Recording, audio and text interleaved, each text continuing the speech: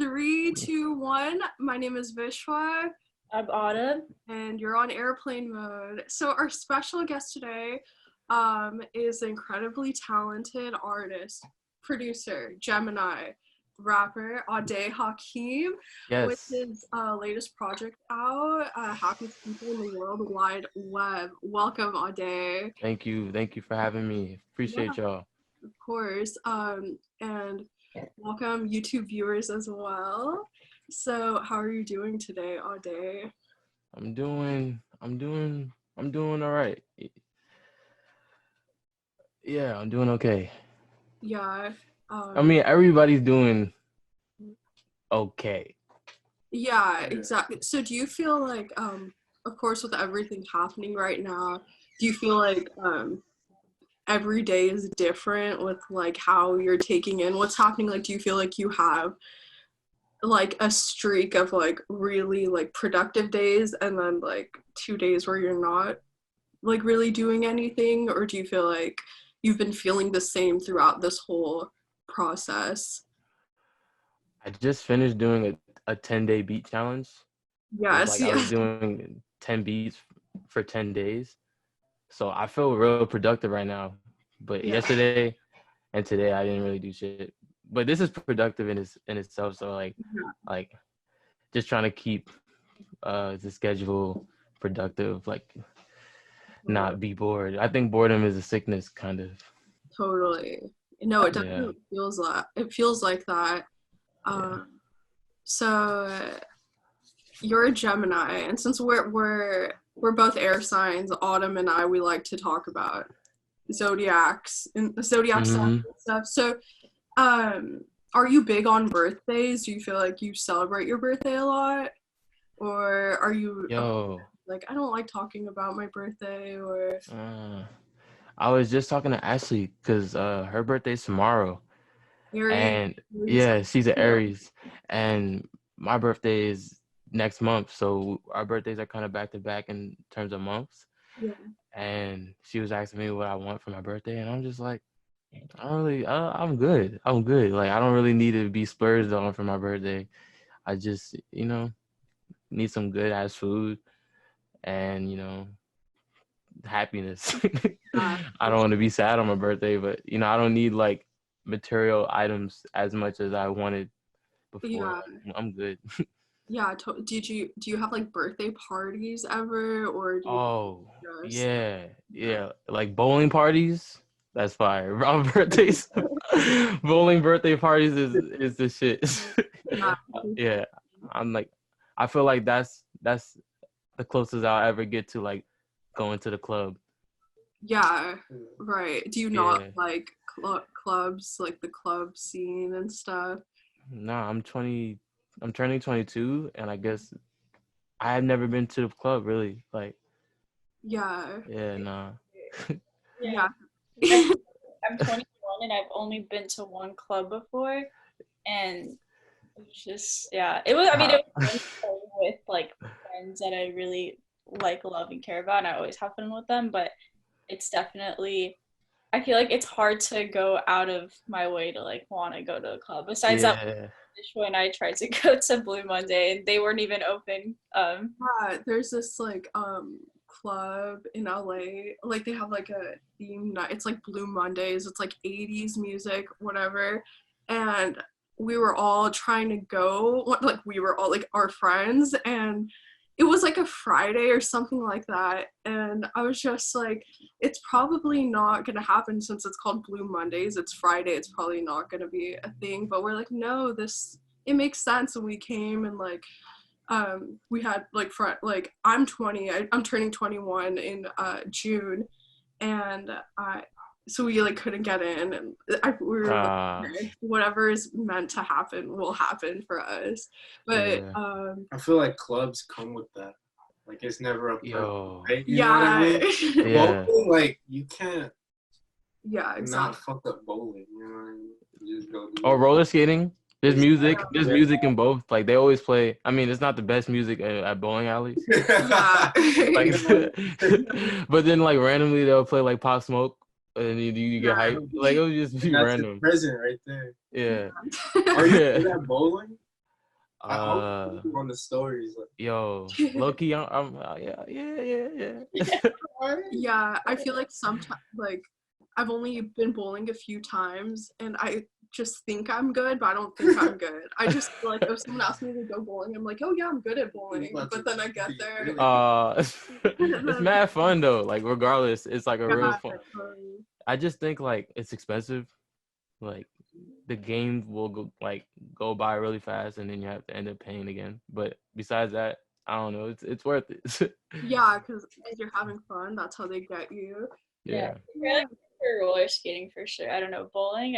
I've never like. I always that's like the last thing I want to do. You know what I mean? I don't blame you. I really don't blame you.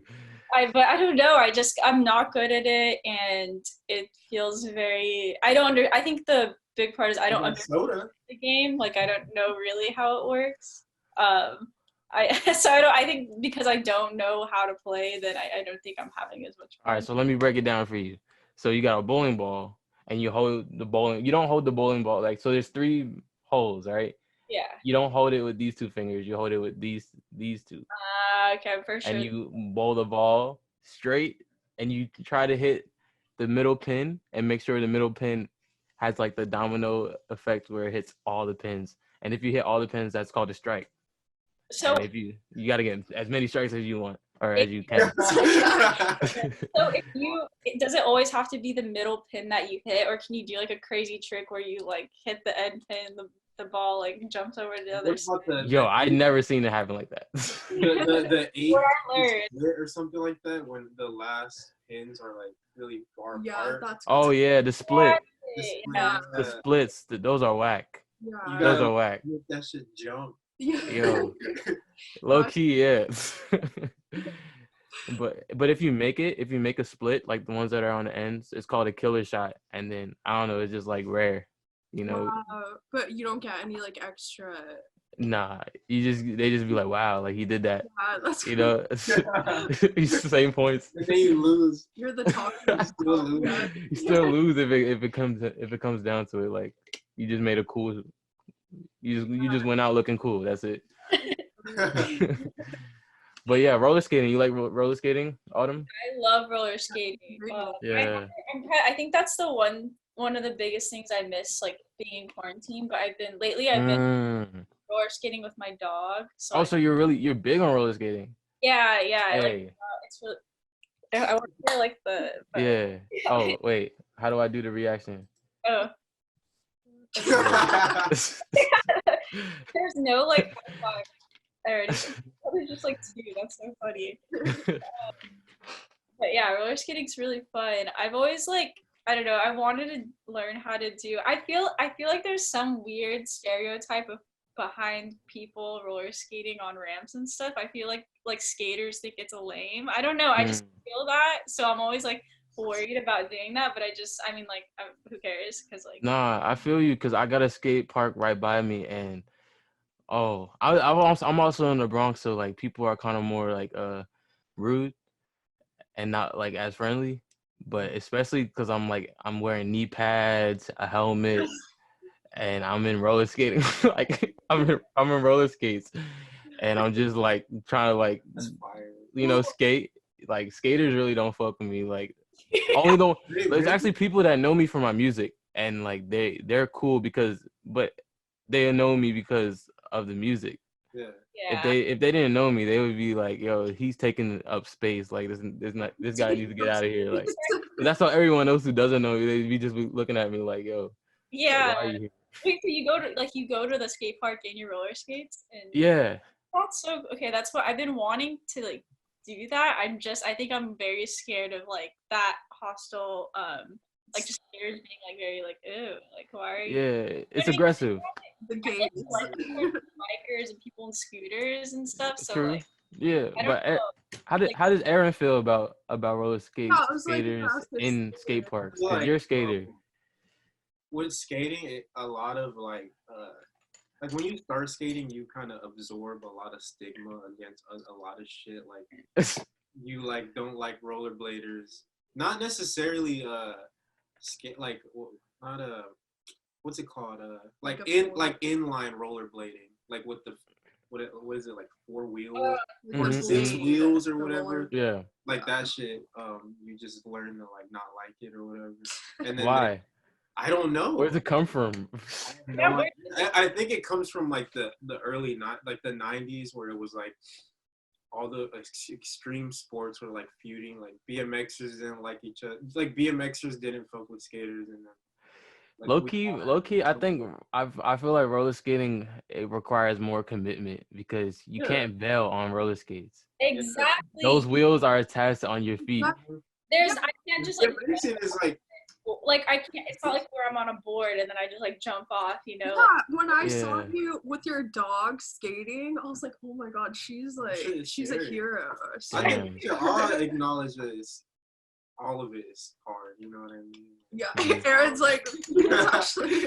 But I'm not like that, and I don't like the people I skate with for the most part. They aren't gonna be like, what the fuck? But if it's like a little kid on a razor. Oh no, the little kids get everybody hot. Like those are like the shrimp of the skate. Yeah, park. Aaron's like, if he's a fucking nerd, then. But like, I don't know. It's not. But still, like I still in my skate park, like I know it's annoying, but like the way that these like grown ass men be talking to little kids, like yo, I'm like chill out, like Yeah. In New No. York, I feel like people definitely skate the street, but I feel like skate parks are very occupied out there, like a lot more. So maybe they're really particular about like, damn, I can't skate today. There's that. yeah. Ugly, you know what I mean? Like that kind of shit. But then out here too, like Southern California, you have white boys who like are so mean. You know what I mean? They're like, Yeah. oh, they're boring. Like True. a little kid, you know, like or intentionally like skate in front of them and then like accidentally hurt them or some shit like that. Like, Yeah, that's devious. yeah, I'm like, damn, That's devious. Also, you're literally a grown man. if I ever happen to make enough money to where I could open up my own skate park, I'll open one up and it'll be roller skaters only. So Yeah. it'll be like Damn. boards will be like ew, like they're gonna be lame. Yeah. Well, there's certain parks that will like cater to like BMXers and shit. It'll be like BMX Tuesday or something like that. Oh yeah, true. But I feel like roller skating specifically is not that Not that popular. yeah, like people don't like. I've never Gotta bring it back. We're gonna bring it back. Autumn. It's all good. Yeah. But I see it though, you know, like Also, just to be clear, the like if on the ranking system, it's roller skaters and then like maybe like skaters and then bikers and then the the kids on the razors. But the razors are the top. oh yeah, the razors are. It's like the Wait, avoid. What's the rank? I don't get it. who's like the best. Like oh, the- damn. Yeah. Roller skaters are like peak. Like okay, you guys know that meme where it's like the brain gets more like enlightened and it's like. I don't know. I'm not trying to hurt nobody's feelings, so like I'll just. And plus, I'm not that good at roller skating, so I don't even. Like, I can't do that much. So. Real quick though, I was at a skate park with my homie, and there was like a lot of scooter kids, but they weren't the razor scooters. They were like. Yo, but scooters are crazy. Yeah. No, I've seen some Like, scooters go. They had like $200 scooters or more, and Yo, and they be flipping the shits out of the scooters, like. Me and My my bad. homie were just like interviewing them, kind of. We were like, so who's like, who? I was like, who do y'all like? Who's like your Tony Hawk or whatever? And I remember this one kid was like, there's none, or something. It was like so funny. Yeah, it was like. And I was like, and I told my friend, like, you see, like, this shit is actually kind of cooler because they don't like, they're really just out here. They're not like on like, you know what I mean? There's no real role model. Like no one really introduced them to it. They just like picked it up. And I'm sure there is pro scooters, but Yeah. for that particular group, they were not like. There's no pro scooter funding like skate parks for scooters and. Exactly. Like we Right. have like as skateboarders, there's a lot of privilege and like it's normal kind of, you know. True. That's true. It's not like you don't have to particularly explain it to everyone. Right. But for a scooter kid, you gotta like. Yeah, totally. Rob Dyrdek is like, I feel like he'd be that guy to be like supportive of everybody. I don't know. Rob Dyrdek. Yeah, doesn't he like do everything? I feel Well, like he's crazy. I think he's just supportive of his pockets. He's just doing whatever like makes him money. Whatever makes that money. A day on Ridiculous. Me on ridiculousness? Oh man, bruh. There's so many shows like ridiculousness. Like I don't know. Can you believe Tosh.0 is still on TV? Yo, I was just talking to my brother about that. Like, yo, Why? I low key like just guessed because he was just watching he was watching TV and I see someone like talking to a webcam and I'm like, yo, and I see his Comedy Central. I'm like, yo, is this Tosh.0? And he said yes. I was like, yo, how did I know? I was like, I was like, do they still air shows? And he's like, yeah. And then we just started talking about shit that I really wouldn't want to put on air. Because like I don't know, Tosh.0 is different. Oh, definitely. I can't believe like it's such an easy show. I don't know like how they gave him so many seasons. Like, yeah, it's so pointless. I mean, I watch like a million videos on Instagram. Like, yeah, you know exactly. what I mean? Like, yeah. what makes a viral video now? I don't even think that exists. Yeah. the Tosh.0 actually was really good to like the first couple seasons. Like it was really funny. It was refreshing. Yeah. I really fucked with it. The web redemptions were pretty Yeah, funny. They had like really like funny moments. Yeah, you can see that. Like, Yeah. There was the Spirit of Truth low-key had a web redemption. really? Yeah. You know the Spirit of Truth? He's like like a cable access show and he's like talking all this shit. Yeah. He's like the angry pastor. Yeah. Yeah. That's what that Best Friend album, he like sampled it throughout. The whole thing? Like a lot of it, yeah. Damn, nah, I need I to think see it was that. Best Friend, I forgot. But that shit's funny. I got it. Okay, so how is it being in New York right now? I know just being in California, there's just more like space and stuff to walk around and really like they're saying like take walks and stuff. So I feel like we're super lucky over here to have all this space. Do you feel like you are confined right now? Do you feel like you're being confined, or how is that for you? Well, personally, I've worked from home. I've been working from home since like late 2018. So like my schedule and my routine is only getting better. Like nothing's really changed for the worse in terms of my schedule. For sure. You know, I'm not less motivated because of what's going on.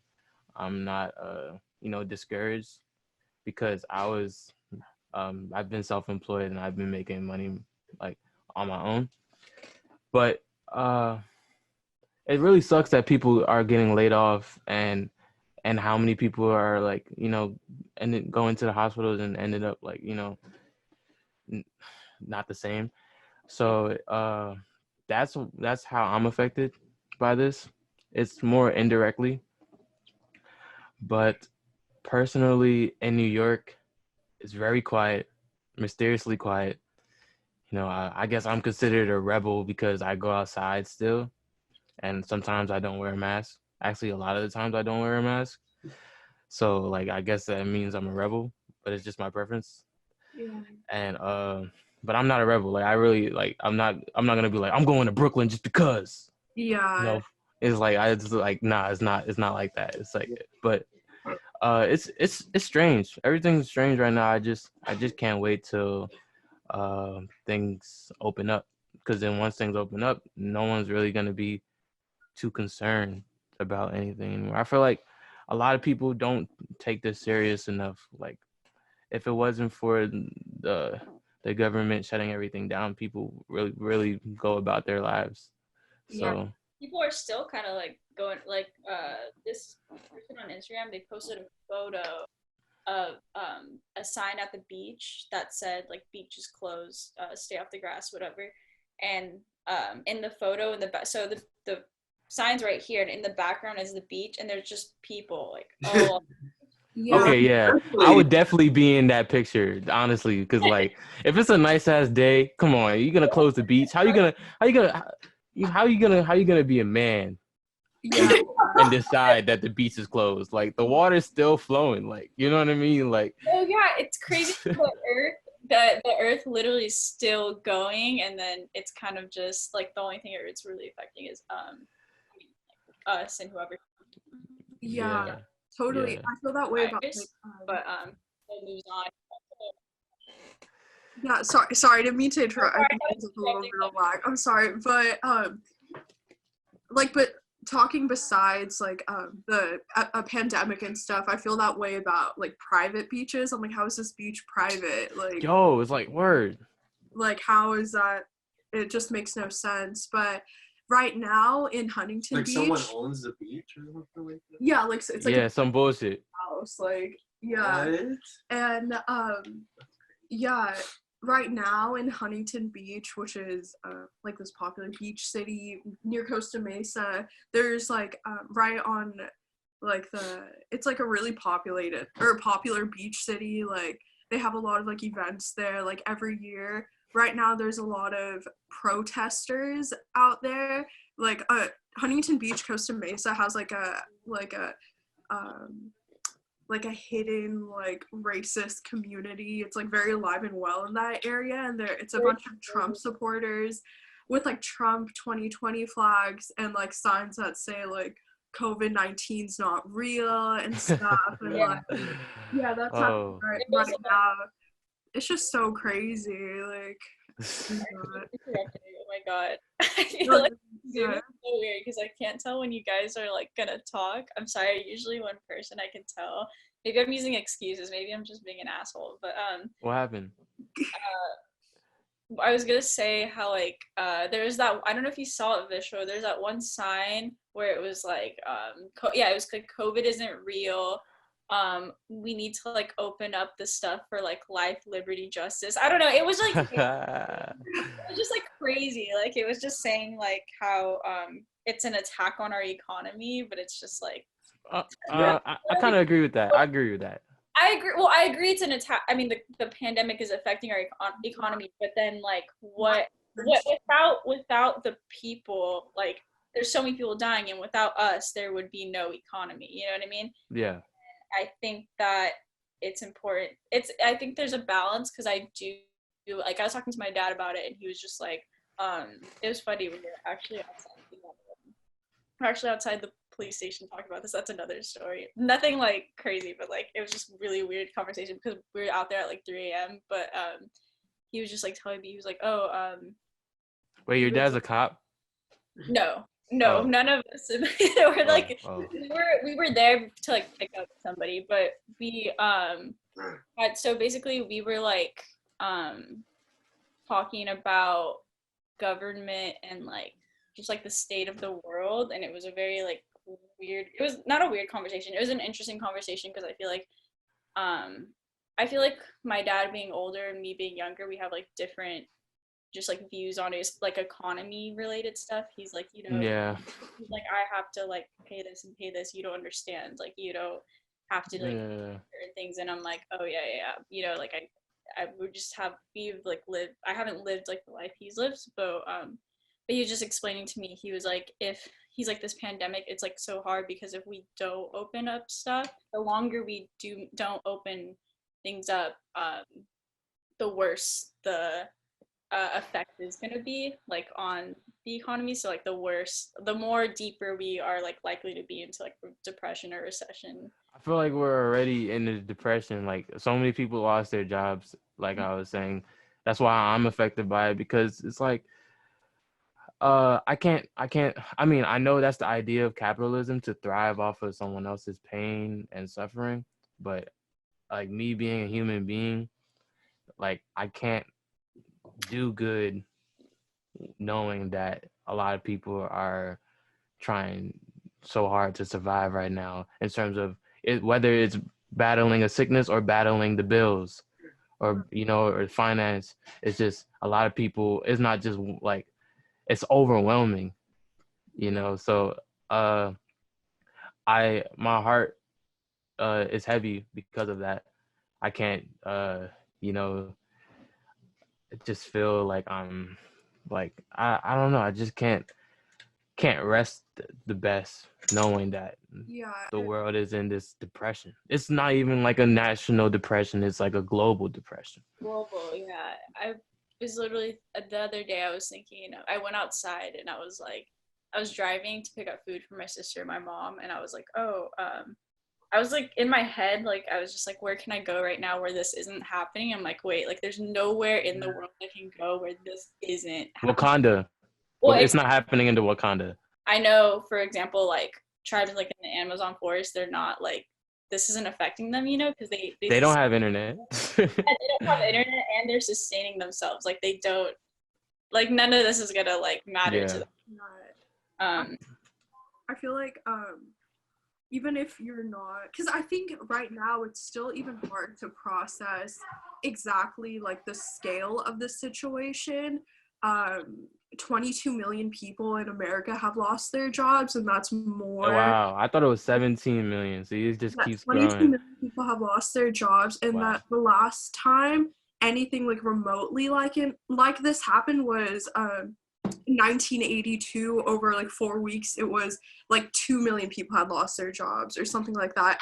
And in 2008, it was like it was just like a small fraction. Like there's no way, like there's no other time in history where 22 million people have lost their jobs. It's that's how many jobs that have been created in the last 10 years as well. I lost my job, and I feel like so grateful and privileged that I do still like it's like I still get to be at like my parents' house, you know what I mean? I'm so grateful that even though unemployment wasn't answering the phone for 3 weeks straight, that I get to be somewhere that like I don't have to, like I'm not the head of a household.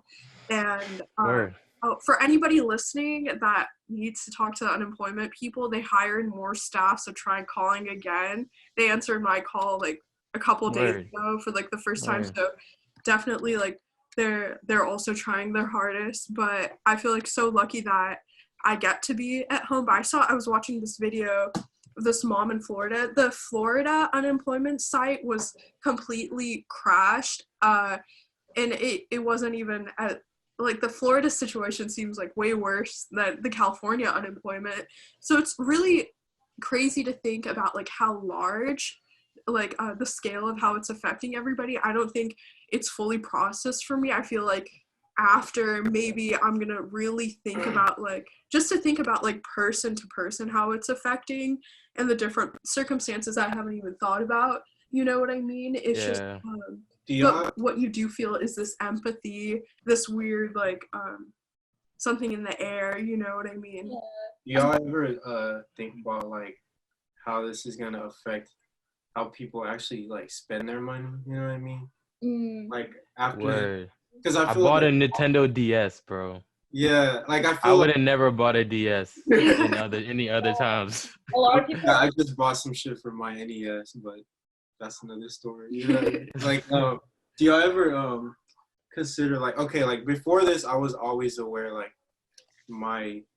every dollar I spend is like a vote. You know what I mean? Like I buy all my music like straight from the artist. Like I stream shit definitely, but like I'm always doing that and things like that. You know what I mean? And I feel like now it's really taught me like how, I mean, you literally fuel these, not even just corporations, but people. Like these artists, like everything is like, I feel like my sensitivity level has heightened a lot on like just what I'm doing. Like, God damn, and I feel like the same way people are like, everyone knows to wear a mask or to not. Everyone knows that like masks like should be used or whatever your opinion on it. But everyone knows that, and I feel like, damn, like we could really be out here like, if it's that easy, like we could really like change shit just based on like, because everyone knows about, you know what I mean? Like I saw this shit on Twitter. It was like like someone went viral or whatever, and it got like a lot of likes or whatever. I've been trying to go viral on Twitter for Yeah, I mad long, see man. you.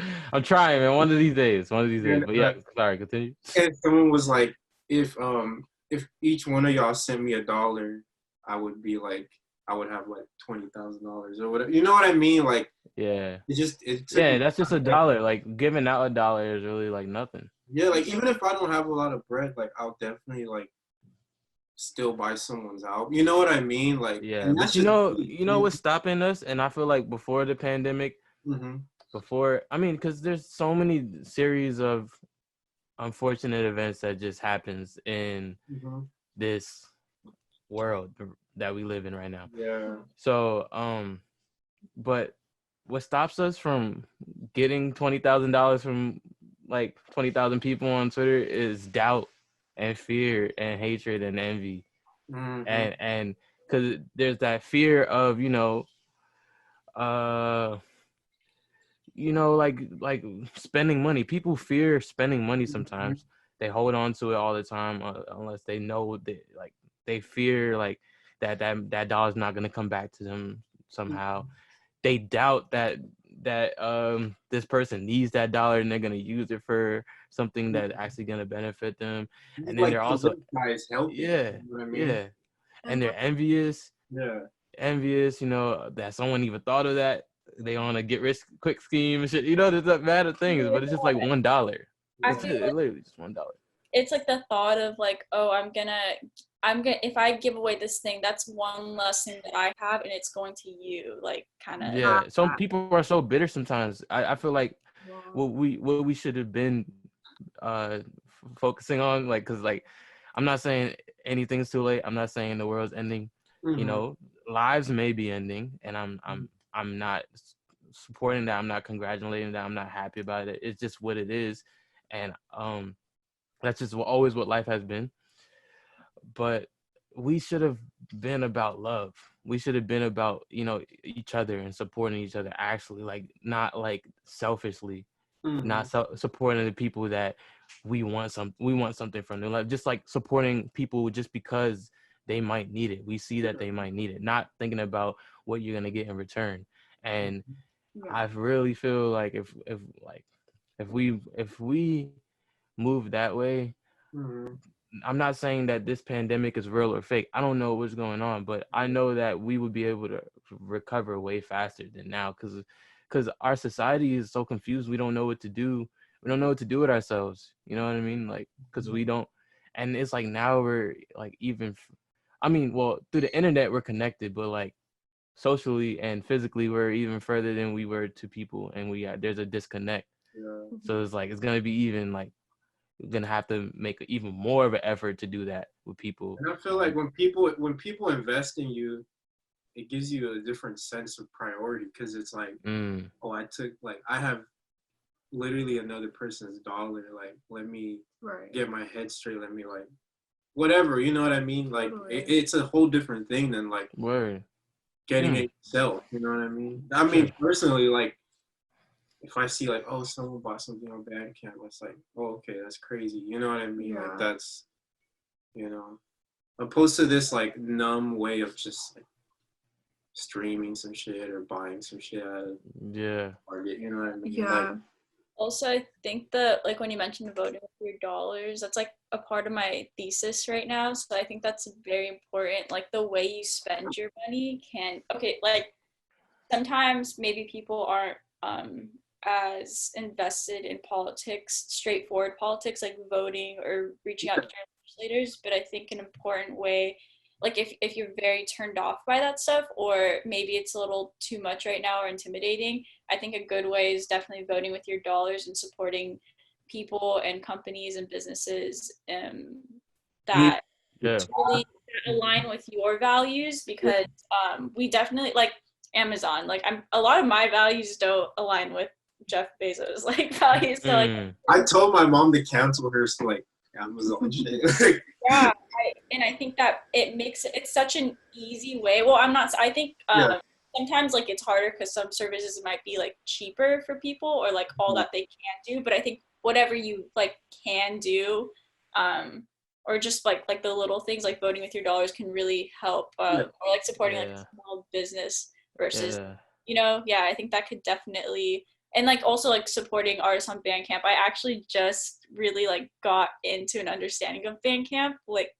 a month ago, or like during the beginning of quarantine, and I was like texting my friend and I was just like, oh my god, like dude, Bandcamp's so much fun. Like I'm giving people, like I'm paying directly to the artist, and I'm also finding like music that I could never, I think I texted you. I don't like Bandcamp.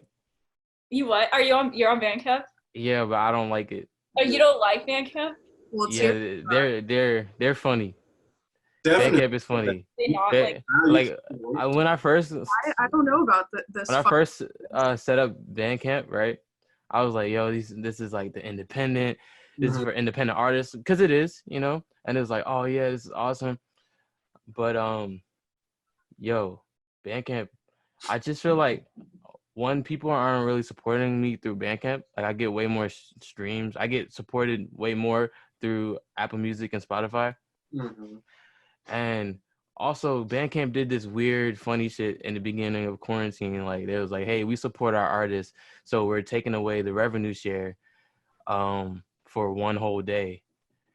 And it just forces everybody to just, like, be like, hey, buy my album. All the money's coming to me on this day.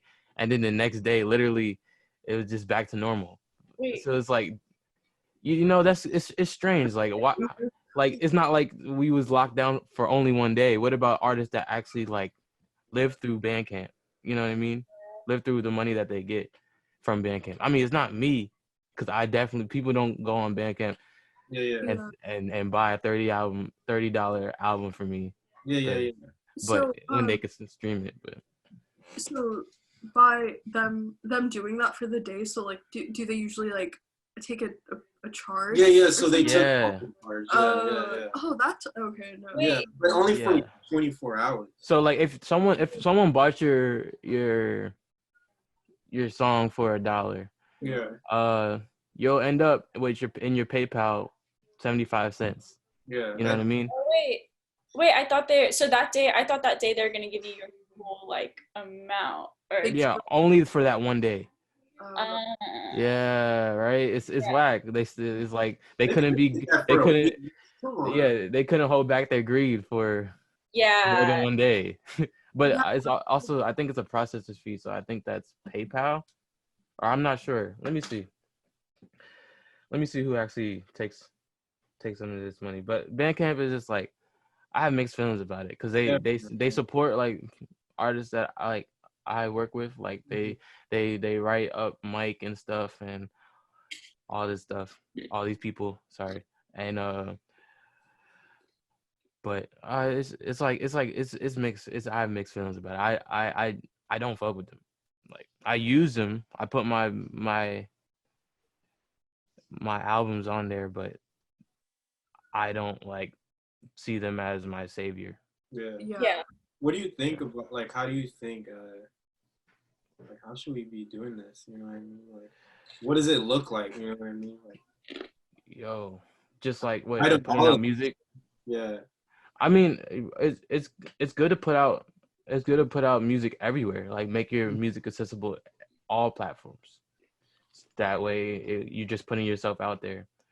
I just don't praise Bandcamp. That's really what it is. And they've actually been, like, upsetting me and letting me down. Like, that one. Yeah. That move was like it was like, okay, I was like, yo, like, this is the day to support me, and everyone was saying that day. But then the next day, it just went right back to normal, and it's like not that many people bought my album on that day, so it's like forcing people to spend money through Bandcamp. This kind of promotion to Bandcamp too. Yeah, they're trying to, like, they're trying to get, like, hype. Yeah, it's like they're dangling something in front of, like, the artist or something. Yeah. It's so weird. I always think, like, well, I know that like it's like a, I don't know, business / corporation / type of thing, but, like, I don't know, it's like, who, like, does not, like, run through their heads, like, that's not a good look, you know what I mean? I don't know. Yeah. Weird, like, but also I had a question for you. Okay. Also for all of you, because I just want to know. but I feel like I might know your guys' answers. But sorry. Okay, so okay, I'm gonna ask you first, Ade. Do you like scary Yes. stuff? Do I like, huh? You like scary things? Do I like scary things? Well, yeah, sure. I mean, not scary movies. Oh, I was just about to ask if you like scary movies or if you had a favorite scary movie. You know, I'm actually very sensitive. I'm very sensitive to anything scary. Low key, I don't think I like scary things. What's the last scary movie you watched? I can't tell you, bro. I actually think horror films are stupid as fuck. Like I guess like I created like a defense mechanism to be like, yo, I'm not scared of this bullshit. You know what I mean? Like anything happens. Like really, what makes scary movies scary is the music. If I watch it on mute, like I'll just be laughing. That shit would be a comedy if it's on mute. Like, are you a movie person? Like, do you like movies? Yo, I'm not really a movie person. I mean, I love movies, but I like today I wasn't thinking of. I mean, maybe today I was actually, because Ashley's here and we was probably gonna watch something. But on the regular day, not really. I don't. Hey, what's up? Hey. Oh yeah. Yeah, for the audio listeners, there's Aaron's holding a dog. Yeah, it's a beautiful dog. Thank you. But not really scary movies, no. Is there like a movie tale or like otherworldly thing or human thing that's like scared you the most that you can think of? Yeah, when I was younger, and it wasn't even a scary movie. Like it was supposed to be a comedy, but like, all right, but like I was young and it scared me to death. Like it's gonna be funny too if you guys are familiar with it. But there's a what's that dude from Malcolm in the Middle? Who's that dude? Wait, like What's his name? Frankie Muniz. Frankie Muniz, yo. He was in he was in a movie called Big Fat Liar, right? That movie scared you? And the dude was blue. When I saw him, like we was going to see that movie. Right? It was my dad, my brother, and my sister, and I. And we was going to see that movie, and it's like they have the big like movie sign in the theaters, like because I guess it was a big movie, and he's looking blue. He was you know he fell into the pool, blue died, and like I saw him and he was looking like upset, and I was looking at him in the big poster like, yo, I'm not trying to watch this. I was crying like, yo, I'm not watching this. I'm not watching this. And I cried myself to sleep in the theaters. I didn't even know it was a funny movie. Oh yeah, I was kind of a coward, to be honest. Yeah, that's like Aaron's favorite. When I was a kid. He watched it and he like knew every word. My bad, bro. I was closed-minded. That's really what it was, bro. He just seemed like he wanted to fuck everybody's plans up. He was like a bat. He was but they get it in on. You know what I mean? Yeah, he's blue. Yeah, nah, he got like trolled. They trolled him. But like I didn't get to that part, bro. I didn't get to that part. I was just like, nah, he's blue. I was like, what the fuck? This man is blue. I was like, nah, this is whack. I was really trying to cop out. But Marty Wolf, that's his name. Yeah, nah. But I watched this movie called Chernobyl. Oh yeah. I watched. I remember watching that and I was like, yo. Like it's the only scary thing about this is that like I live next to a nuclear plant thing. Like I don't live too far, so if that ever happened, like we would be the ghost town. But the movie itself wasn't scary. Yeah, that movie didn't really scare me too much. But I remember watching it too. I think the whole like idea of that situation is scary. Like yeah, just that's it. Yeah. See Midsummer or like any of Midsummer? Yeah. Oh, no. Yeah, no, I never heard of it. Oh, you know what was scary? It was this it was actually really scary. Actually, okay, this was the latest movie that scared me. What is it called? Big Fat Liar 2. Nah. Yo, what was it called? Oh, Get Out. Uh, Get Out was a scary movie. Get Yo, Out. I remember watching Get That's Out. not only is it scary, but it's it's like psychologically like Yo, yeah. I was in a movie theater for that, and all the black people were scared, but the white people were laughing at when he was getting sold. They was dead laughing in the movie theater. Like they was like ha ha ha. Like I was like it's crazy. Dude, they was laughing in the movie theater, but then it was really quiet when they were really quiet when at the end. So I don't know. It was like a comedy for white people, but a horror film for black people. It really divided the theater. Like it was. Oh, sorry. Go ahead. Yeah, I was gonna say. Well, I think I watched it in theaters, but I can't. Did I watch it with you guys actually? I feel like we all watched it. You watched it with us at my going away party a long time ago. Yes. I know I watched it in theaters too, but I thought I watched it with somebody. Maybe it was my parents. I didn't trust white women for a long time after that movie. I'm sorry, Autumn. Crazy. I was just like, I even remember like I had a good like white friend, and like I had a good he had like a girlfriend that was really cool and supportive of me. And I was like, yo, I watched Get Out, and I'm sorry, like I can't trust white people. She looked at me, she was like, I understand, Adé, I really do. Wait, I think you're apologizing but I'm not white, but it's. You're not white? Yeah. Let's go. You're not white. Wait, where are you from?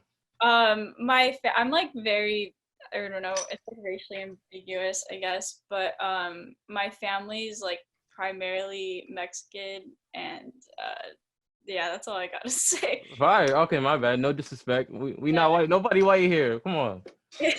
Sorry. I'm white. You white, bro? Oh my god. Did you Oh yeah, okay, so I had a question. So when you're making beats and people like hit you up for beats and stuff, do you just like let anybody use your beats, or do you feel like, have you ever not let like someone use your beats? Because like what if they're like saying some like crazy shit and they're like over your beat? Like do you ever think of that? Like yo, people be freestyling, like I guess people be freestyling like spells over my beat sometimes. Like they just say some wicked shit over my beat. Yeah, like I had no intentions of working with them, but they in the studio and they just be saying stupid shit over my beat. I'm like, and I just get upset. I'm like, yo, you making you really, the value of this beat is really going down after you said that stupid shit. Like, yeah. But do I ever try to avoid people using the beat? Like you mean like random people? Yeah, like have you ever been like, oh, I don't want my like music associated with like this person or like this artist, like, or you're just like oh, well, they're paying for it, so or, like. I'm actually happy with everyone I worked with, and I see the success and the growth of everyone I've worked with. I'm pretty sure, for the most part, I'm pretty satisfied. I surround myself with some good creative people that inspire me. So I have to know a person before I work with them. Like I definitely don't move over clout exchange. I don't see like, oh, this person is known by this many people, let me work with him so I could be known by that many people. It's usually never that way. I don't think I've ever worked like that, to be honest. I just have to like them, or I have to like them as a person. Sometimes I even like someone's music and then I realize I don't like them as a person, and then working with them becomes really hard. You know what I mean? Yeah, for sure. And you're an incredibly talented producer. Thank you. Appreciate that. Amazing, like super versatile. Your Goya song Process of Elimination, like your production on that, you sound great on it. It's so awesome, so refreshing and like pleasing to the ear, and it's just so, I feel like your music represents this like transition in the like a transition in this world and everything happening now is just like super unique and original and important, you know, and I like see the way people receive your music, and you really have this like effect on people, I guess. Like you're incredibly talented, and like it's very natural, so it seems.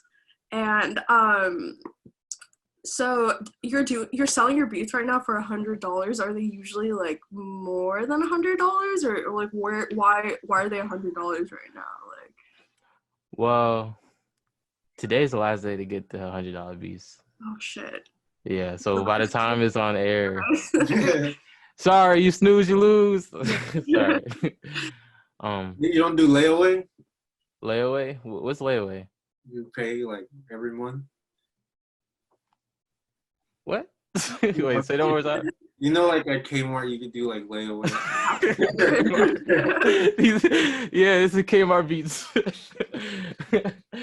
I don't know. I just think like, I think putting a price on music is really, or art. Putting a price on art is really challenging and conflicting.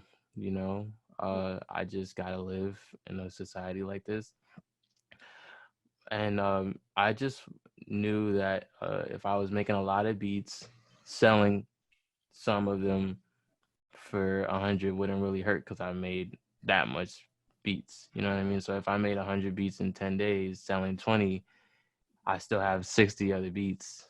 Yeah. Or 80. Yeah.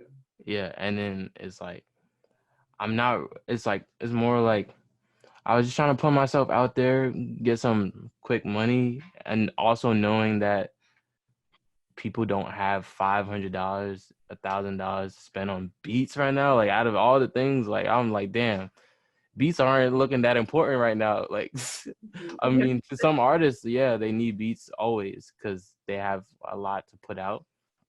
But I was looking at it from the like survival mode. Like the last thing I would buy right now is a beat for $500. Like right now, no. For $100, and if it was like someone that I fucked with, yeah, I would to support them. I could clearly see that's why I would be doing it to support them. For sure. But yeah, it's been cool. Yeah. How's that going for you? Have a lot of people been like interested, or like what's the process? Do you just like when someone's like, oh, I want to buy a beat, do they get to like choose, or do you like give them a random beat, or like do they tell you, like what's that process like? So I just try to make, if I agree to sell somebody a beat, I try to make them happy with what they get. So that way my reputation isn't fucked up. You know, I know some people would be doing people slime like for less money too. Like they won't like send them a beat, or like they'll send them a beat that they already sent 5 other rappers. Really? People be doing that. I've heard stories like that and other stuff, or just not coming through like how they promised. You know what I mean? So I just want to make sure that when somebody's buying from me, they leave happy. Yeah. So that hopefully they come back for another one, you know, and they make the best of what they actually bought. Yeah. Like if you're happy with your purchase, then you're gonna make something good out of it. I don't want to. These are beats that I love. Some of these beats I just have to do it because I have to do it. Yeah, I get it. So it's like I want them to feel good about what they're doing. Yeah. So they can make something good still. I don't want nobody shitting over my beat just because they paid $500. Like, you know what I mean? Yeah, totally. It's like I want them to do something with them. I'm sorry. Oh no, I'm sorry. I'm like interrupting everybody today. Oh my gosh. No, it's all. Oh, and I'm sorry. I'm sorry for calling you white. Oh, you're totally fine. You're totally fine.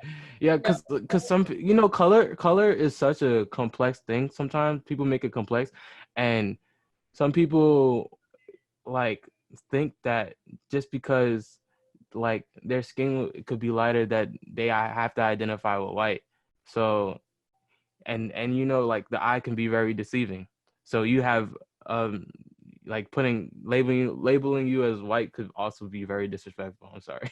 No, you're totally fine. I was actually having a conversation with my friend because she's Persian, and we are just like talking about, I don't know, we are talking about like how it's weird because like categorized, like she was basically saying how like her dad was like, oh, like we're Caucasian, you know, and then she was like, we're not, she's like, we're brown, like we're not white, you know what I mean, Caucasian or white. It was just like a weird thing because I don't know, I feel like, I mean, it was more like regional too, and like how I don't really know my geography very well, but like I guess like I'm probably gonna be like say this wrong. Oh my gosh, but like the Middle East was like countries in the Middle East was it was like I think it was considered the first like the actual Caucasian like Caucasian area, I guess I'm guessing, but like not yeah, white, not too far off, yeah.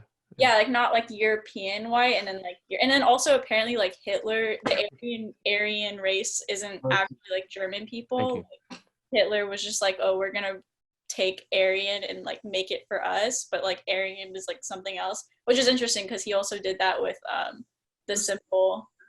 So he just like took people's shit and was like, I don't know. But anyway, race is kind of obscured, I feel like. Yeah, no, my dad is like really like he really lacks melanin, but he's never called himself white. But someone would like look at my dad and be like, "Yo, your dad's white," and I'll be like, "Nah, he's not white." You know. So, but some people would like look like have like less melanin and but are black. They have black like parents, and they'll go outside and call themselves white. So that I feel like people who pretend or who are confused fuck it up for everybody who knows that they're not white. Definitely. And going out there, whiteness, like you can adopt it even if you're not white. Yo, you can adopt whiteness. What the heck? Yeah, like even though you could. Yeah, I mean, you can't be successful at it, but like people try to adopt blackness all the time. You know what I mean? And I feel like we only identify like when people adopt blackness because it's like obviously so fucking like, bro, what is this person doing? But people do that shit with being white all the time. Also, like I feel like I mean, okay, I always also try to keep myself in check because like I think like, okay, my grandparents definitely probably experienced, because of their appearance, they experienced life differently than did, you know, and maybe we're like, because I think about like colorism within communities and like people who, or like even people in Mexico, because some people in Mexico, like when like people from Spain came and okay, I'm not everything that happened, like, no, we know what happened. Yeah, so the Spaniards. There's like people that are very like, it's just like different.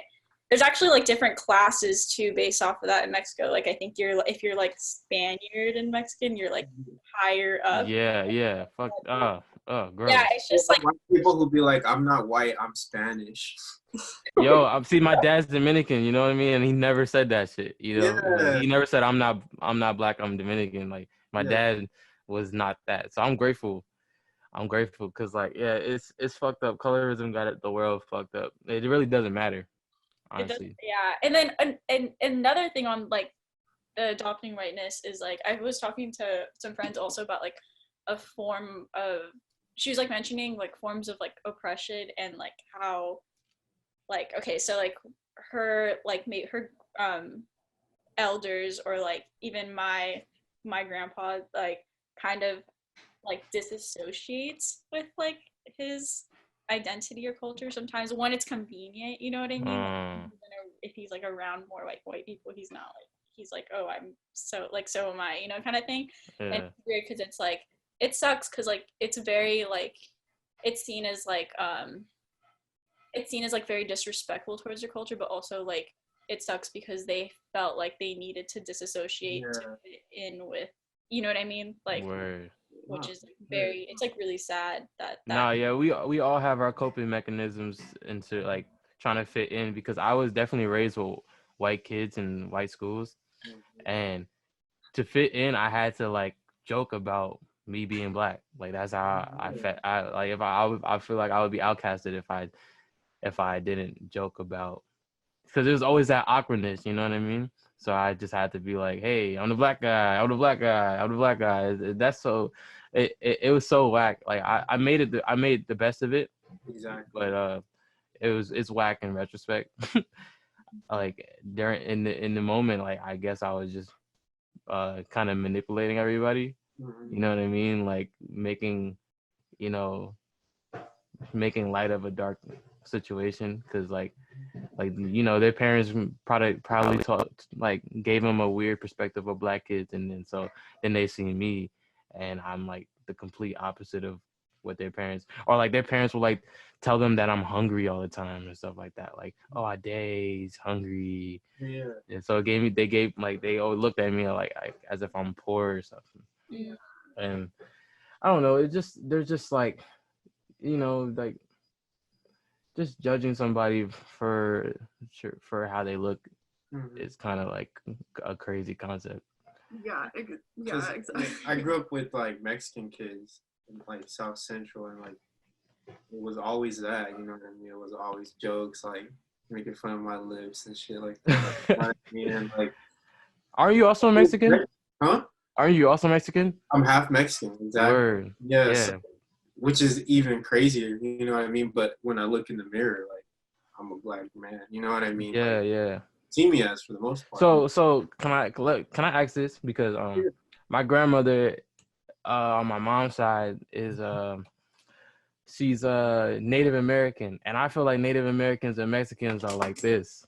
Oh yeah. I mean, like true whatever, like Mexican people are native, you know what I mean? Like we're all like intertwined in that same thing, you know what I mean? But I feel like politics of like contemporary history has divided us. Like I feel like growing up, like right now, like whatever, like Mexican people are indigenous, right? But yeah. I feel like I'm not about to say that, me personally, because I feel why like true Native American history right now, like, are going through way different shit than like, and that's just what it is. But definitely like it is like very like, like I look at my mom and she has like very indigenous features, like you know what I mean, shit like that. So I feel like a lot of my homies growing up were like identifying as indigenous.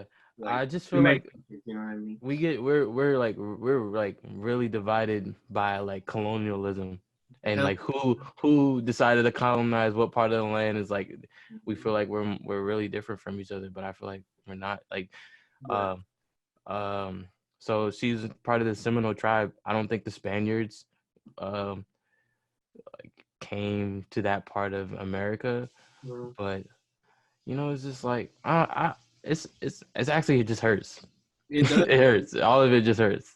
Because we're like grasping at straws sometimes. Yeah, and we just trying to like hold on to our identity all the time. Yeah, like low key, you could be like from New York or from wherever, and like you identify as Latino, right? But like, but in California. Yeah, or just like you identify as something that like actually doesn't pertain to what you are. Yeah. But then when you talk to that person about history, they know their shit. But it's just like. Yeah. It's just like these little things that like get us caught up, you know what I mean? Yeah. Oh, you identify as Latino, you're not Latino, right? Like that's white people shit. But then at the end of the day, like I don't know, that's still colonialism. I feel like just like all these structures, and it definitely is beneficial to like know what these words mean. But it's like, goddamn, like this person doesn't know. Like it's not like God, like I still don't know the whole like history of colonialism like in Mexico. Like I mean, still going. Oh, it's crazy. I don't even know. Yeah, I don't know that at all. Or it's like still going on. Yeah. Yes. And also, can we just? Okay, I was gonna. Oh my god, I'm so mean. But I was gonna say that UK owes everybody an apology to like in this world, because they have like, why do they love colonizing so much? Like, UK. Yeah. Yeah. Like, they're so into it. Like it's weird. No, you're not wrong. You go to the Caribbean, everything is just British colonized or the French, and then they like fought each other. You know, the white folks, they fought each other for land and stuff. It's like so destructive and like disruptive. It's like I feel like the indigenous people were just looking from a distance, like, yo, these people crazy. Like, what are they doing? Like what are they just like wickedness. Like that's where the word wicked came from. Like, because that's all you could describe it as. It's just wicked. It feels like something in like their blood, or like cold. It's like cold blood or something. Cold-blooded, right? It's just the constant, you know, the rotation. Like it never ends. You know? Yeah. It's what they know. I mean, it's like, I don't know. Yeah. Okay. So. Oh, go ahead. Sorry. No, you go, because I know I know. Like, no, just like moving to like something else. Oh yeah, sorry.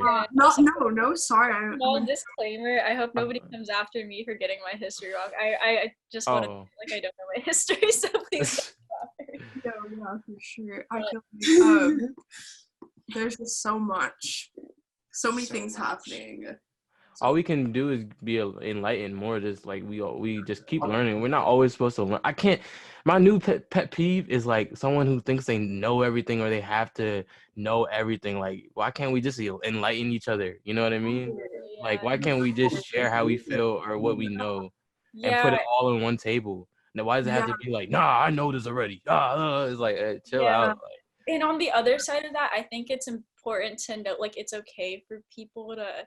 I just said nobody call me out, but if somebody does, like, that's okay, because, like, that's, like, a form. You shouldn't get called out, you know, you should just be like, hey, Autumn, personal message. No, I don't think nobody should, I don't think nobody should come at you aggressive, like, hey. I guess I'm saying, like, okay, if you're in a situation where, like, maybe I'm talking about somebody else's, if I'm talking about somebody else's experience, you know what I mean? And I don't have, like, the full perspective, or I don't hold enough, my opinion doesn't hold enough weight.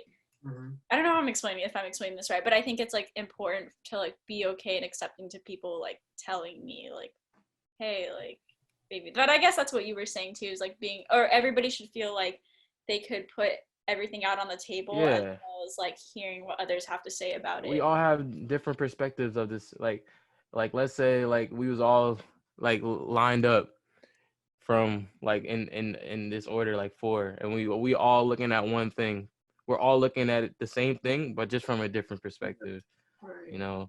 Definitely. I feel like family is a good reflection of that too. Like you experience that firsthand when you're young, kind of like, damn, like my family has like different values than me, you know what I mean? Yeah. You deal with that.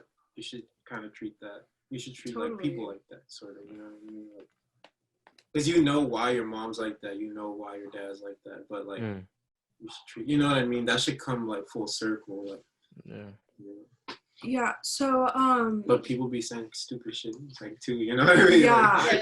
Yeah. I feel like by the time we all come outside, we're gonna know ourselves. Right. Yeah. You know, we might not know each other, but we do know ourselves, and that's what's important. Yeah. And we'll be like, yo, like Aaron, that's you, like. Yeah. Whoa, bro, I haven't seen you in like a year, bro. You know, won't recognize you, but at least you know like yourself. Yeah. We're allowed to go out again. Yeah. And like knowing yourself will help you better understand others, hopefully. Like. Yeah. Oh, absolutely. Hopefully. Yeah, like you said, hopefully. Yeah. But I always think it's just something that people should just know to like be kind, be empathetic and stuff, but it is interesting. I wonder, there are probably people who probably like pre-pandemic weren't leading an empathetic life or a positive life. It's always interesting to see people do like 180s who are like people who are like not that great of people to other people, them changing their behavior. I think that's always like that's a blessing, a miracle, and like all at once, because like it's so cool to see character development in a positive way. Totally. I saw this thing that was saying that like narcissism is like a disease or something. Oh yeah, narcissism. Like, yeah. Like there's nothing, like there's still people you could still have a work relationship with people, and you can still like blah blah blah, but there's just this one part of them that is like, well, there's nothing you could do about it, you know. You just gotta like work around it. Yeah. Yeah, this is wild. I mean, there's like narcissists in power. Totally. Thinking about talking about like positivity and things like this in your most recent project, Happiness, happiest people in the World Wide Web. Do you like immediately when you listen to the album, like the intro of the album, it's sort of like you're listening to like positive affirmations, almost with happiness is all in the mind. You say about like, or you, not you, but like Siri or whoever, like the computer auto-generated voice says. That's it. The realest nigga alive. That's just funny. Like it's just I love like there's like jokes within those like automated like sound. Like it's great album. Everyone should listen to it. When you in the first track when this auto-generated voice says like by choosing to, like listening to this album you've chosen to break free from mental chains of trauma and depression. So do you feel like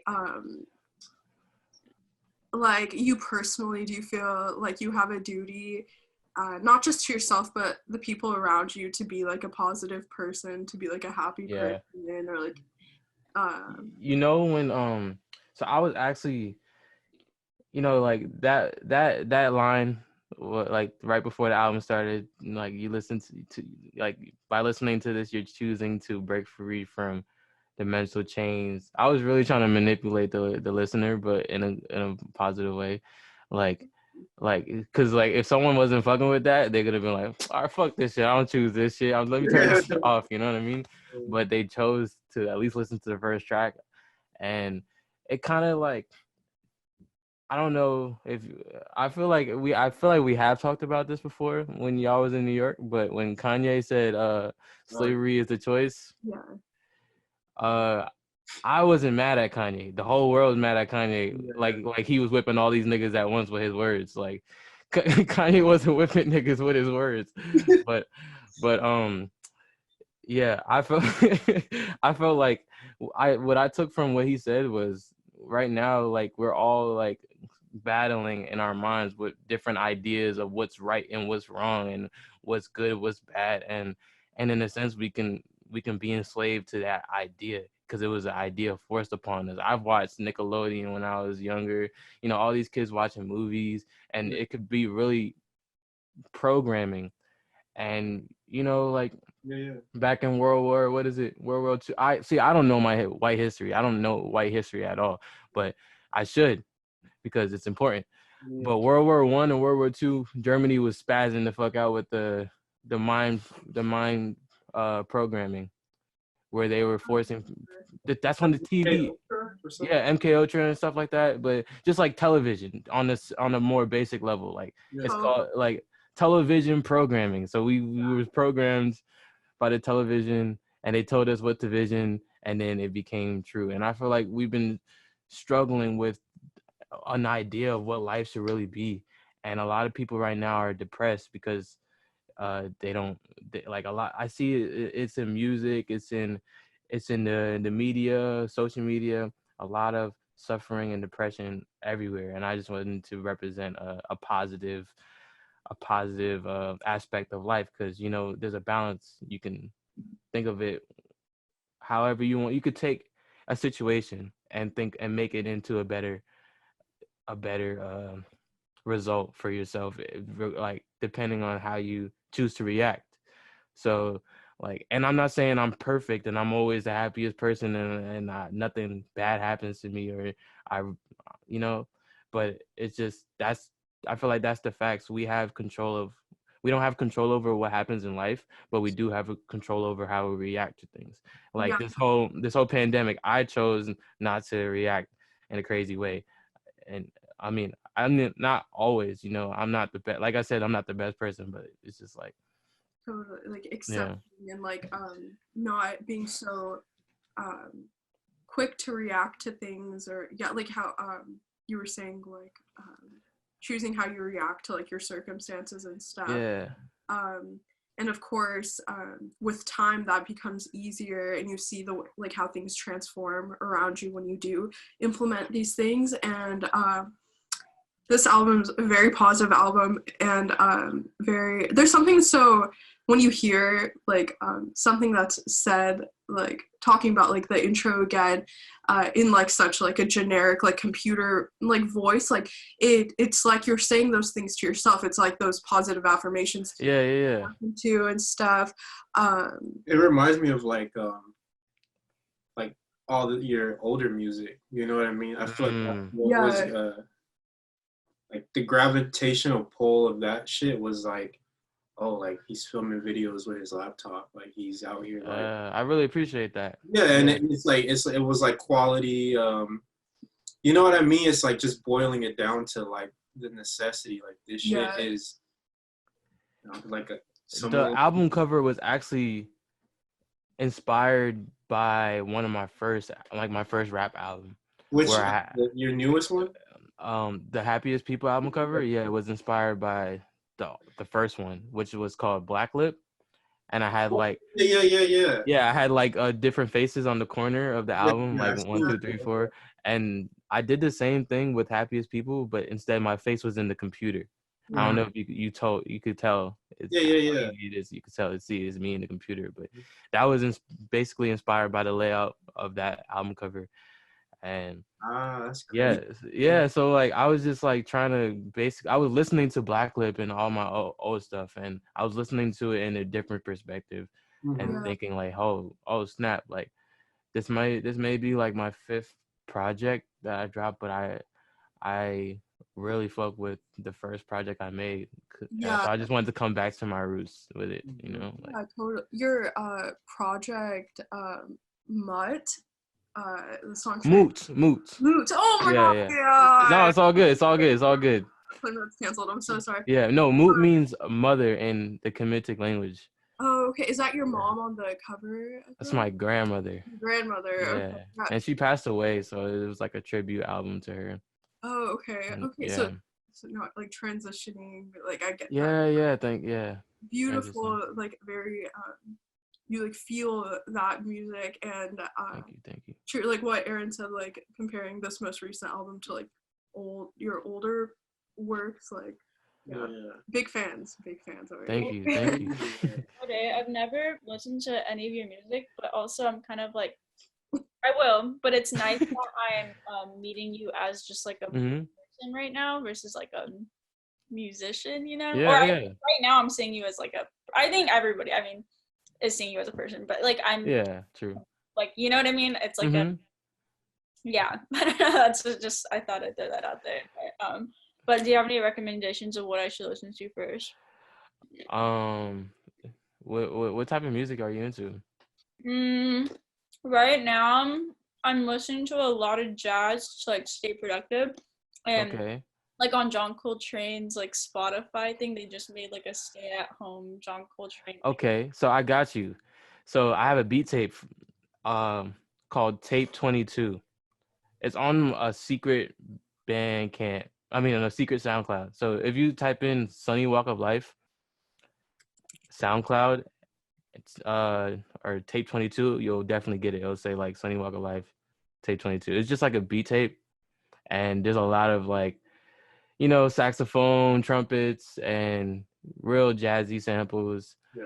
Cool. It's pretty good to study to. You're still in school, right? Yes. Yeah. Yeah, so like it's good for studying and stuff like that. If you wanted to hear me rap, sheesh.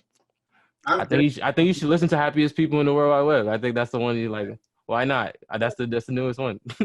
Okay. And I'm also really into Lady Gaga right now. If you have any connections to here, that was a joke. But like, oh, Lady Gaga. I am into. Listen to it. That's really funny that you say that. Like, cause my friend lived. I'm a hater sometimes. Like, I'm not gonna lie. Like, I'm a hater of hype. I don't like things that are hype. And I guess Lady Gaga was hype. But I actually like Lady Gaga, like to a certain extent. She lived in the same buildings because like I said, I lived with like rich white people, she lived in the same building as, or I didn't live with them, but I went to school with them. And she lived in the same building with my friend, and the paparazzi was waiting outside his house for Lady Gaga. Wow. And it was kind of crazy. They like knew where she was and shit. They would like tell everyone, "Oh, she's like 7 blocks away, 7 blocks away." I was like, "Damn, like y'all, oh, she's coming around the corner." Like paparazzi's crazy. Wow. Okay. And then she came out the car. They were like, "Gaga, Gaga, Gaga, Gaga, Gaga, Gaga." I was like, "Yo," like, I was like, I made a joke. I was like, I was like, "Yo, they sound like queer babies." Because it was like Gaga, Gaga. It was like, it was a joke. It was a joke. But when she was like signing autographs, she was signing autographs and stuff. And then when she came into the actual lobby, because the paparazzi wasn't allowed to come in the lobby, but we was in lobby, she like looked at us and stuff, like as if we wanted like as if we wanted what, autographs. I kind of like grilled her. I was like, "Yo, who the heck you think you are?" Like, look, you like. I was just like, "Yo, you just Lady Gaga, like chill out." Like, but I'm a hater because Lady Gaga's fire. Like, I could have just been like, "Hey," but also I was like, what, 13, and Lady Gaga was not my shit at that time. I was on some Odd Future with, yeah, blah blah blah blah blah, you know, like all that stuff. Tell her beat. Because I was like Odd Future, but I was like Lady Gaga like at the same time, like. And then I was also like, 1 year, Gaga another. like, you know what I mean? Like, to be completely honest. But, I wish Gaga and Kanye did that album together. Yeah, I heard they were gonna, or somebody, I don't know if these were real tour posters or somebody was just like making it. No, it was a tour, yeah. Oh, they canceled it. Wow. Because Kanye upset America's favorite white girl, Taylor Swift, and so they canceled the tour? Yeah, like Gaga's team was like, "We can't work with this guy." Oh, that's crazy. What? That's like when he took the microphone or something? Was it? Yeah, he took the microphone and said Beyonce should have won. Dude, all he said was facts. Watching that on TV as a kid, being like, fuck. Yeah, that's what I talked to about that. Doesn't remember what the Taylor video was. See? Yeah, I remember clearly. Because I actually like that song. I'm not gonna lie. I used to wake up to going to school. You belong with me. Oh yeah. Oh, is that the one where she? It was corny. Yeah, that one. Yeah, very corny. Trash. Okay, That shit is trash. The video. But when I was younger, I'm telling you, I liked corny shit as well as real shit. Like, I just liked anything. I like, as a kid, I took whatever was. Because it was a whole different like dynamic of like. I'm saying that video against Beyonce. Beyond, that's what Kanye was like, right? Yeah. Right? Oh, like, wait. Gemini he's tight because he don't just sit there and like let people do shit. Yo, he don't sit there. Like, that's what it was tight. Like, he's sitting like this. Yeah, he made people stand up for. I think it was Rihanna. Oh yeah, he did. He said stand up. I didn't even see that. Also, I have another question. If you had a choice to create your own afterlife or life after death, would you? And if so, what would it look like? Life after death. I mean, I believe in reincarnation. So, but I haven't really thought about what kind of life I want to live after. So let me just reflect. What's heaven on earth for you? Like, what's something that's of this world that's like, this is okay. So money is obsolete, and the people who are the most rich are the ones who move with high love frequencies, and love becomes the currency. And then wherever you want to, like, whatever you want to do, they test their frequencies with a meter or something. They're like, beep, beep, beep, up, high frequencies, you moving with love. I love you. Come on. You're being negative. And if you negative, they be like, yo, brother, you got something to work on. Like, like, how you doing? How's your family been? You know, it's just all moving with love. They're like, oh, I can see you with love. You were low frequencies. Why do you want to buy this gun? Like, like, you know what I mean? Like, or some shit like that. Like, I'm sure there's a scientific way to like. Yo, it's possible, bro. It's possible. Because what is money? You know what I mean? Like, what is money's nothing. Yeah. You know, it's like mad people got laid off, yes, but really, like a lot of people don't even like their jobs. Right, You exactly. feel me? A lot of people don't like their jobs, and they're just working for that money. Yeah, They're working for somebody else's dream. Yeah. This is like, I don't know. I want people to live their dreams too. That's heaven on earth. it feels really good to be able to have this time like not working and just like focusing on everything I want to put into this world and things that I want to bring for myself while also getting an unemployment check. It feels really good. I haven't gotten it, but it feels good to be able to like it feels like deserving of all how much I work, I guess, you know what I mean? Which is crazy, like it's a crazy statement. Like. No, yeah, exactly. It's just I just feel like ideally I would like to be just doing whatever I like want to be creating all the time versus like having to work because you do like the people who like don't do creative things, I guess, and who do lead like a more like simple, like idealistic lifestyle whatever that means. Seeing like I wonder how their dynamic has like changed at home, like what are they do, you know what I mean? Like I think that like people like people who aren't creative or like creatives like being an umbrella term, like people who find no like artistic value to their life or they don't feel like they contribute anything. I feel like they're going through it. Yeah. Like, one of my friends, or my friend's cousin. So it was my friend's birthday last year, and he's a white friend. He's a white friend of mine. So we went to the pub, right? Because that's why people love the pub. It was like a beer hall. And then so I was talking to his cousin, and he was like, hey, man. Actually, he didn't talk to me at all, but I embraced him because I was just like, hey, why don't we just talk? I was like, hey, man, how you doing? He's like, hey, Adé, how you doing? I was like, oh, so you remember me? He's like, yeah. And he's like, how's music going? Like, and he was just talking about my music. He's like, yo, that seems like an awesome life, real awesome. And I was like, yeah, words. And he was like, I was like, how are you? How's everything? He's like, my life is boring. And I was like, what do you mean? He was like, I have a good job.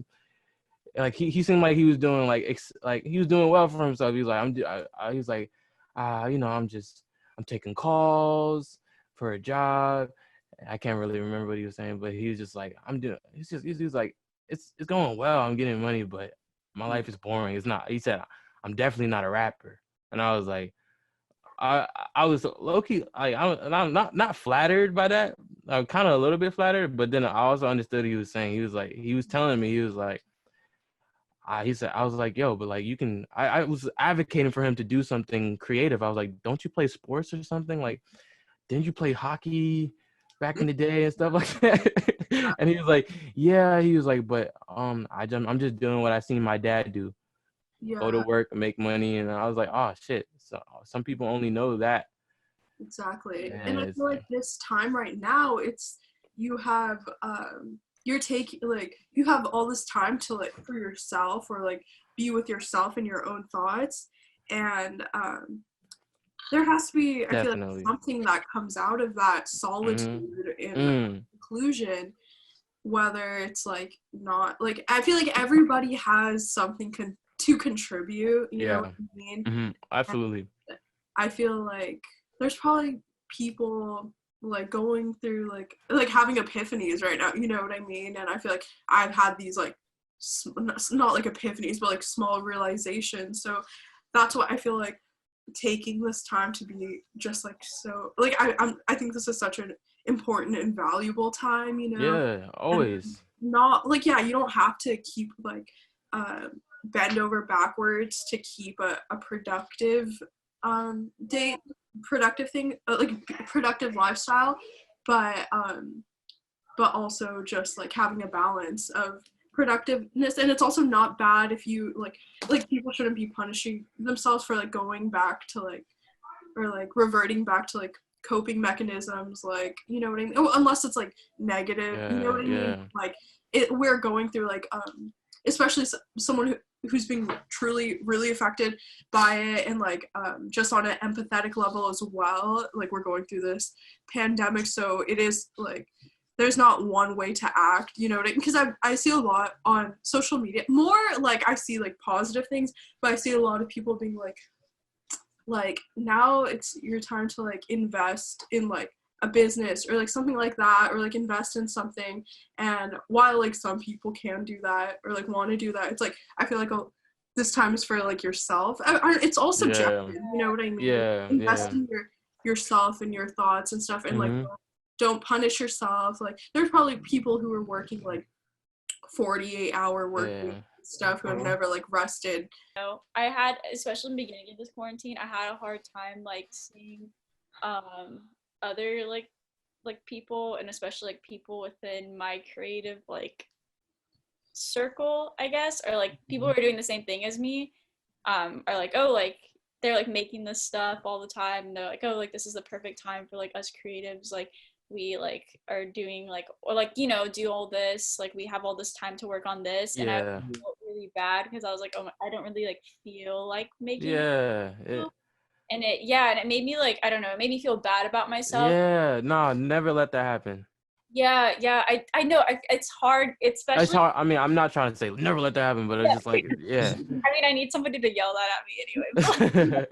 I just feel like I feel like I'm most like, the minute that I release myself from feeling bad because I'm not making anything is the same moment that I am there, like I'm able to just like clear my head and then create that space and time in the future, or right there and then to like start creating without thinking it's like it's like that. I know people are saying that, and I'm actually one of those people that encourage, you know, to take advantage of this time to do whatever you want to do, whatever it is, really.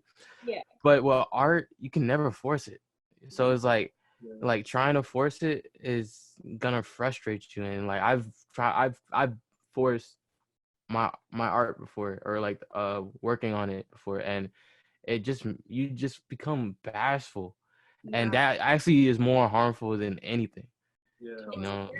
And that's oh, I'm so sorry, Aaron, I keep interrupting you. No, I was gonna say like it's some kind of like it's something kind of tight that that's like an issue we face, because I feel like that comes with being creative, you know what I mean? It's having like moments of like self-doubt, because on the other side of it, like my old coworker, she like, I caught her like crying like in the back room, you know, and I was like, what's wrong, you know what I mean? Like she's like, you know, I've known her for a minute because I've worked there for a minute or whatever, and she was like I didn't get accepted to this college, or it was like she didn't get accepted to something like I think it was like this university or something, because she was trying to get out of her community college.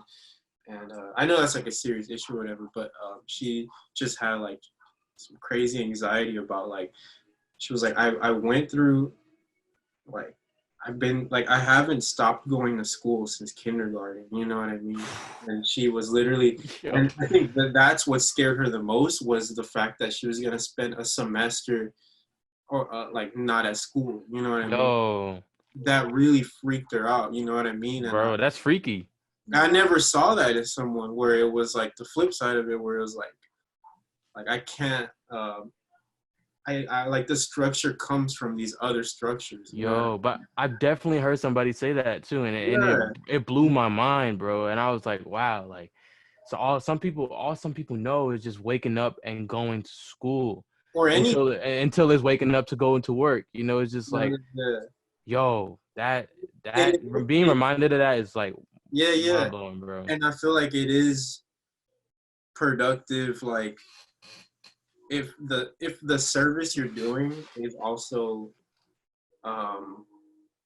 being mindful of you as the person that's in service, like if the school is like, word, like we need Aaron or whoever, you know what I mean? If like you're working with or for something that has you in mind, then I think it is beneficial that like you're going there and that's like your place of creativity. But then you know, a lot of the times you go to work, and most of the time you go to work and like you can't be yourself, or you know, exactly, or you go to school or whatever sometimes, and you like you're just too focused on whatever you're doing, that like it does have a lot to do with like your creativity, but it also has more to do with like the criteria and your grade and stuff like that. You know, that's wild. Like, you know. Like, yeah, I feel like it's so weird. I don't know if this is what you're saying, but I feel like I have different roles for different parts of my life. Like when I go into work,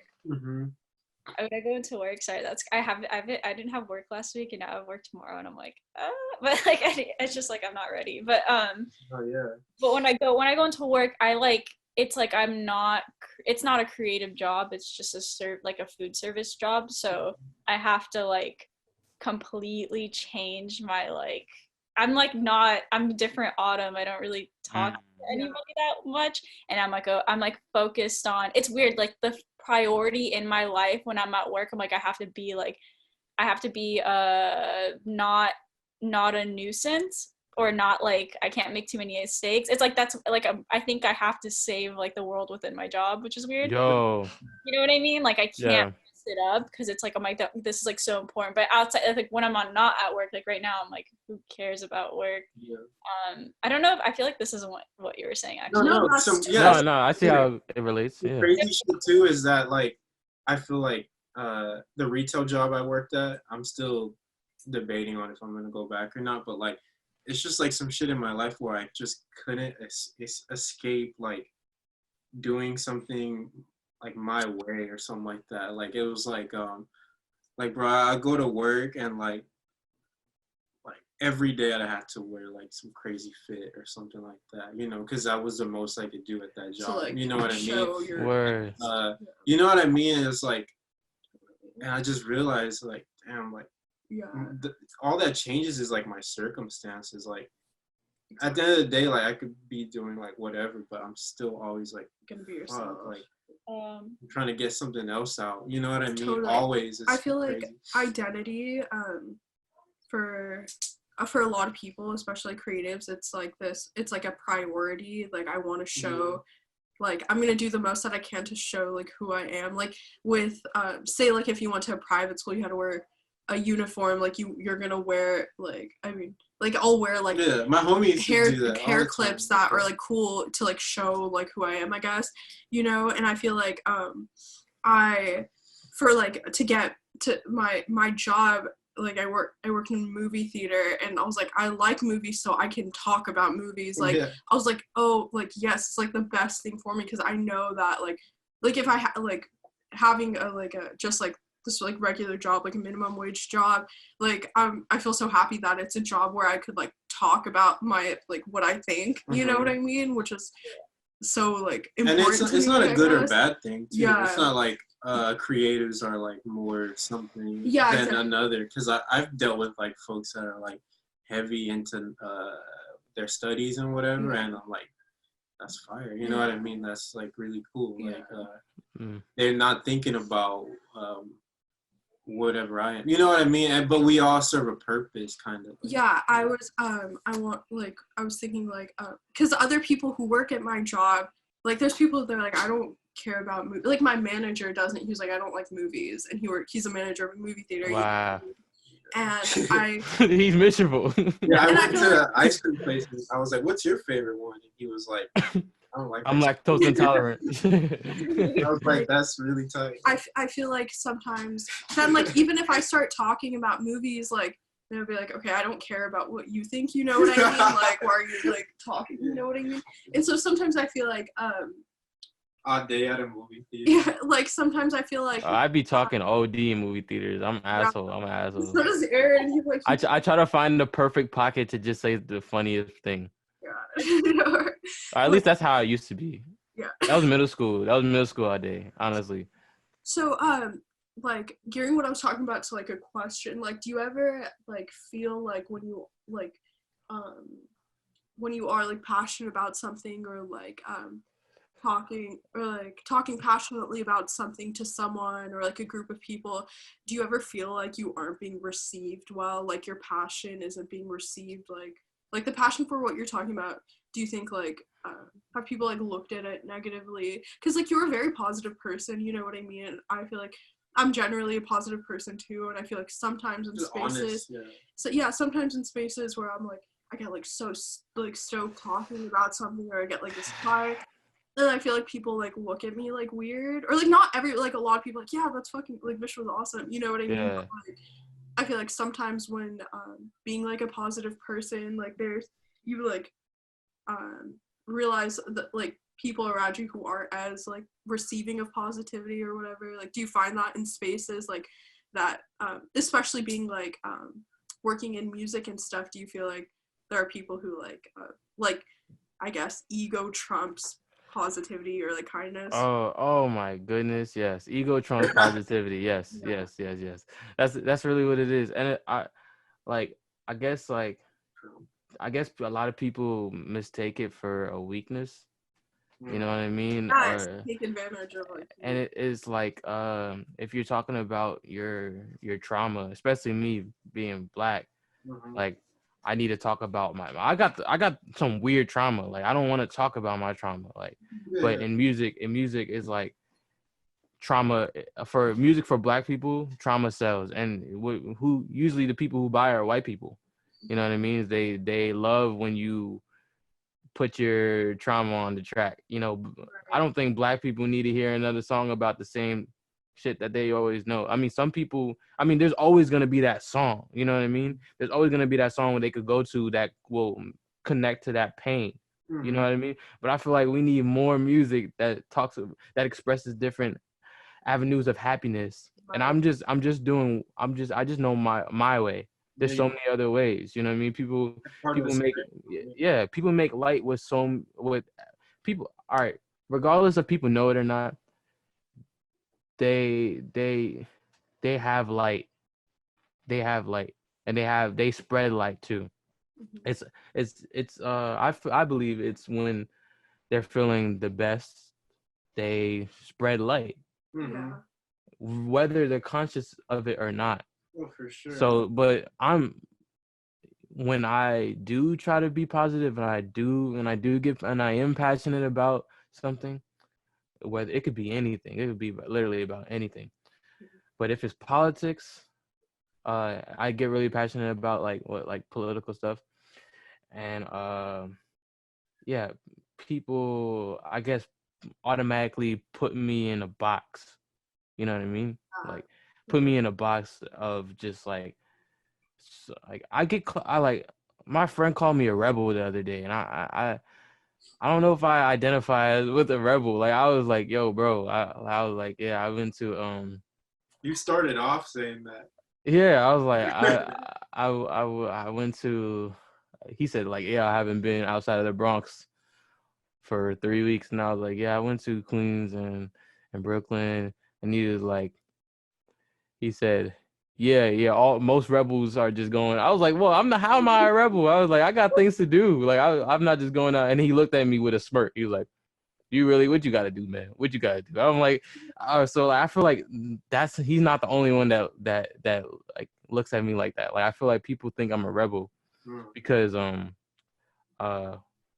my views clash with the norm a lot. Yeah. And right now the norm is to be depressed and to expect the worst out of life, low key.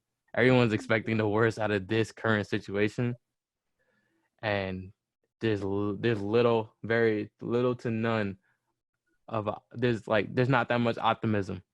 Yeah. You know, and people's ego, they trump that. You know what I mean? They'd be like, well, a lot of that. I remember at the show, the Casino show. Like, I don't know. It's just which one? The one you got there a little late, or you got there early, but you thought you were late and you ran. Remember? It was yeah. Yeah, I mean, yeah. And the one Goya and I did process of elimination. Yeah. It was like yeah. With the camera and shit. But, Word, yeah. I mean, I love all those folks. Period. Like everybody.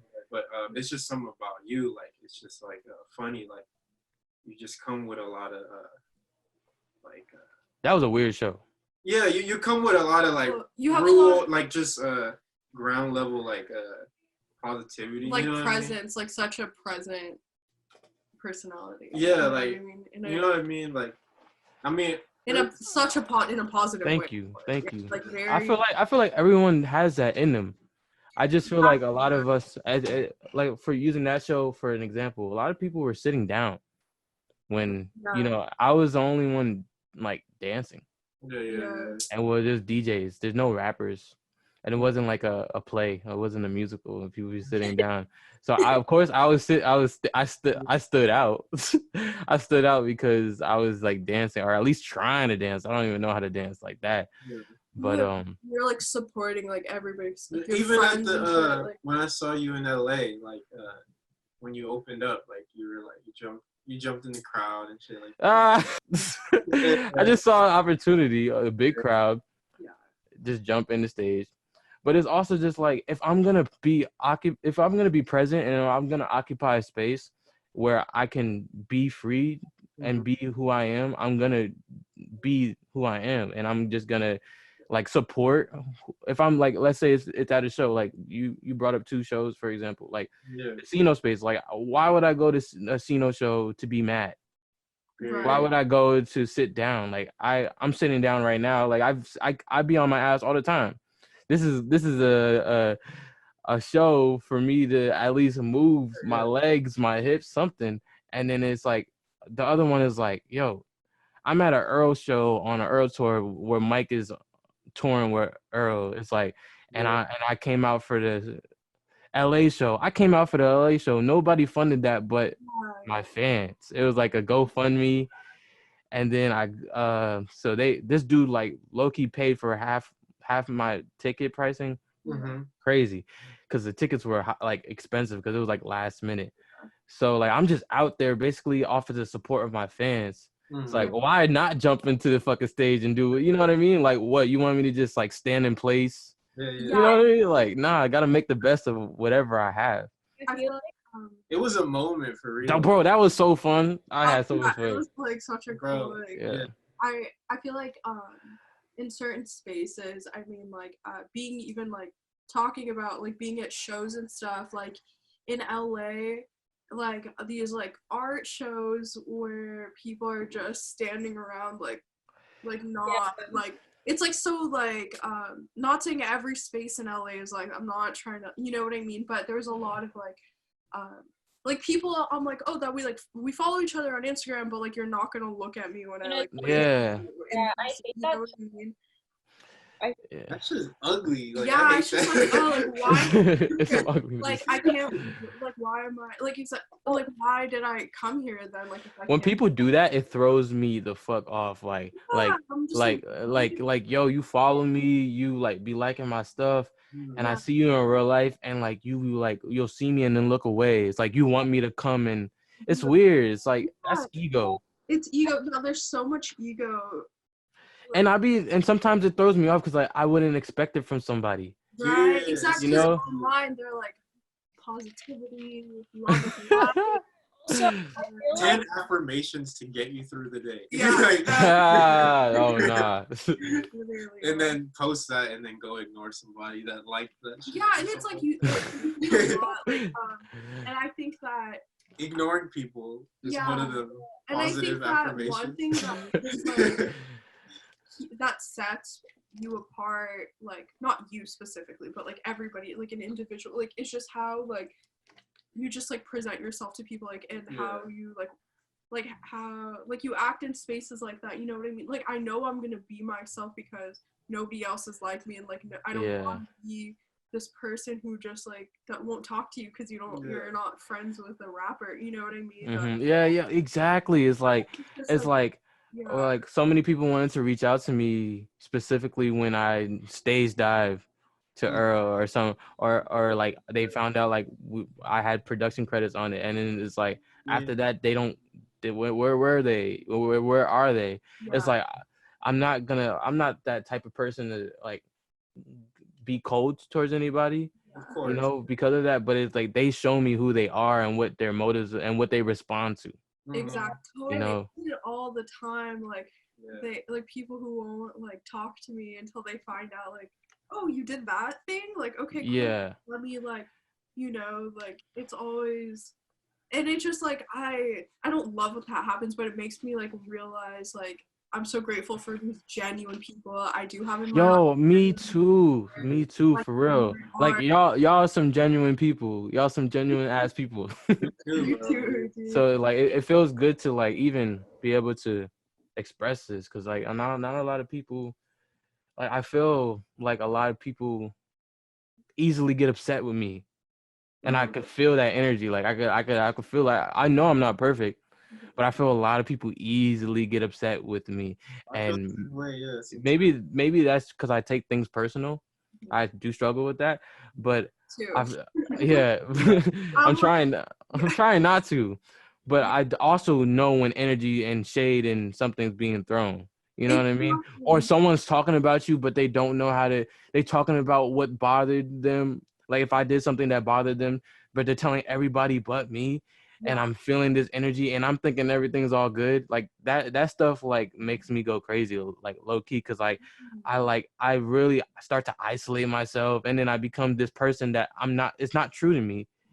You know, like it becomes like I start to harm myself by isolating, and because like It's weird because I feel like me personally, like when I know I'm going to a space that is like filled with creatives or folks that come with their truth a lot or whatever, like I feel like my first instinct is to just be ready with like, not to be tolerable of disrespect or anything like that, but just be ready. Like I'm in a space, like can you imagine in the 80s or whatever, like Andy Warhol's about to be there or something, like just be ready, you know what I mean, just be prepared with like how, like, you know what I mean, like it's gonna be a little chaotic, like it's not about to be like this like linear way of like, you know what I mean, like we're not at a fucking gas station or something like that, you know what I mean, like Totally. it's some crazy shit, like it's I don't know. It's really interesting going into, because I feel like right now it's I think that we're going through this sort of awakening worldwide. Like people are going through I feel like a lot of people are simultaneously going through a spiritual awakening right now. It's a whole shift, like just like I see it around myself, within myself, with other people that I know, some people I see on the internet, like and I think also comes with that, like what comes with that is like this false sense of like spirituality, because I met a handful of people who do preach this, like their whole internet persona is this like spiritually driven person, and then, or like not even talking about like spirituality, but even just like in a human rights aspect, talking about like racial equality and stuff. I feel like there was a moment where I was talking to some people who they had just done like an interview talking about like like they were talking about I guess the way people perceive like minorities, not like I don't want to like talk about like who these people were, like that's why I'm talking vaguely about it, but basically the guy who was curating this like interview, this like video interview or whatever with the minorities he was interviewing, I was like, oh cool, like we're having this like conversation and stuff. I wasn't a part of it, but I was there while they were filming it. So after I start talking to the guy about just like my experience, or like my family's experience coming to America and stuff, and it was just like total like not wasn't even like listening to me, you know what I mean, and it was just so like, oh, like the camera's off, like now let me not, like it's just this weird like not saying this happens in everywhere, it's just something to talk about, how like there are these people who like, because I would have thought if I just saw this person's Instagram or just saw their content, I'm like, oh cool, like this person will receive what I'm talking, you know, what I'm saying and stuff. So like it's but there was a disconnect. Yeah, like it throws you off. It's like, oh shoot, like I don't know how to do it. I look stupid, you know what I mean? Yeah, yo, yeah. I feel very like, you know, but, like I feel like when you're trying to be positive and you're aware of it, other people are clearly aware that you're trying to be positive, and it's like a mission, because there's so much negativity and doubt and fear that's being thrown at you, so you gotta kind of dodge it and keep doing yourself. Yeah, I feel like when people are aware of that, they see it, and what they try to do, instead of being like, yo, Vishwa she's on her shit, she's really doing that thing, they'll be like, oh, you see where she stepped left when she was supposed to go right? Yeah, exactly. You know what I mean? Because it's like, it's that's gonna stand out to them more than you doing something, because you're doing the majority of what you're doing is great, so they're gonna point out what stands out, and that's when you mess up. So, and I'm not talking about like you, actually, that was just using you as an example. But like for another example, when Daryl and I produced Nowhere to Go, and it dropped as a single, we was getting mad love, right? And Daryl, I remember, like, I was staying with Daryl, and he was like, yo, bro, like he was like feeling bad about the comments, because there was a comment that said like, yo, this beat is trash as fuck. It was like, yo, this beat is trash. And I remember I was like talking to Daryl, like, that's my homie. That's like my actual homie. He's not just a collaborator. He's like my homie. I was looking at the comments, and I was like, yo, bro, there's mad people showing love right now. That I was like, the reason why this stands out right now is because, like, it's just, that's what stands out. If it was the opposite, if it was like, oh, this is whack, this is whack, this is whack, what's gonna stand out is, hey, I think this is good, because it's different. You know what I mean?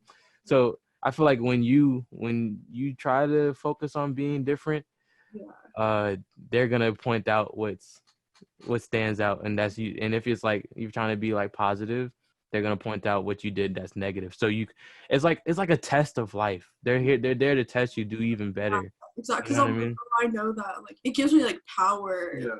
And like I feel like, like that, like we were always gonna focus on like that one negative comment versus all these like right? Yeah, because like so many people support us, but then if someone's like, yo, Adé, like, I didn't like when you jumped on stage because you could have hurt people. I'll like, but everyone was like, yo, good shit. I would be like, focus on. I'll like mute everybody else and be like, what do you mean? Like, you know what I mean? Or be like, I'm sorry. And then I feel like we just, whatever stands out, we'll take. And if we're on a positive path and we're trying to surround ourselves with positivity, like, it's like there's someone that's gonna throw shade. It's gonna be there. You know what I mean? Like, we got that education. Sorry, go ahead. No, I'm sorry. Also, I'm sorry. I was trying to get in a point like earlier. I feel weird bringing up the subject again because I feel like no, please. On the like, I'm curious. Okay, so like on the. Now I feel really dumb bringing it up because it's like long. Oh no, bring it up. I don't know how to like. It's because we're like not talking about it right now, so I feel so. No, like, just do it. No, we're gonna move on. Yeah. Like, okay. We're talking about how like when you go to like an art show or somewhere and then like people don't talk to you. I just feel like that's, I don't know, I felt like I always think about that, and that's why like I avoid, or like I already like on my way to like when like me, Aaron, and Vishwa would go to like stuff like that, I'm already like upset, you know what I mean? Like, I'm already like, because I'm already expecting it to be and then like if you're like, oh my god, this sounds like I mean, okay, I'm a sensitive like bitch, you know, but like I feel like I already know it's good to be like people only talking within their like circle. And they like don't want to but it's like really weird to me because it's like, how are you throwing an art show or like being affiliated with an art show and then you're not going to talk to anybody? Like, isn't it about like spreading your art and like wanting to meet? A lot of people lose that though. Like a lot of people forget about that. And that's what that Sino show gave me. It's like I see so many people that like I've made connections with down the line. Like this person was there, that person's there, he was there, she was there, they was there, and it's like, but they're all, no one's really like, the people were there, but no one really like came together to talk about. Everyone was really divided. So it made me feel a little weird after I left. I definitely was like, that was a weird show.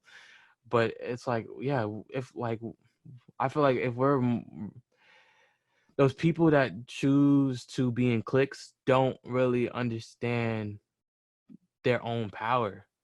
I feel like they feel like they don't understand themselves individually, how powerful they are. So they have to be, and they don't feel comfortable with themselves individually. So they have to be clicked up. No, yeah, I So, really think that's it. so it's like a visual thing. It's like, okay, so Adé's with him, and he's laughing. But it's like, what we should really focus on whenever we can all come back to outside again, it's just like really mingling.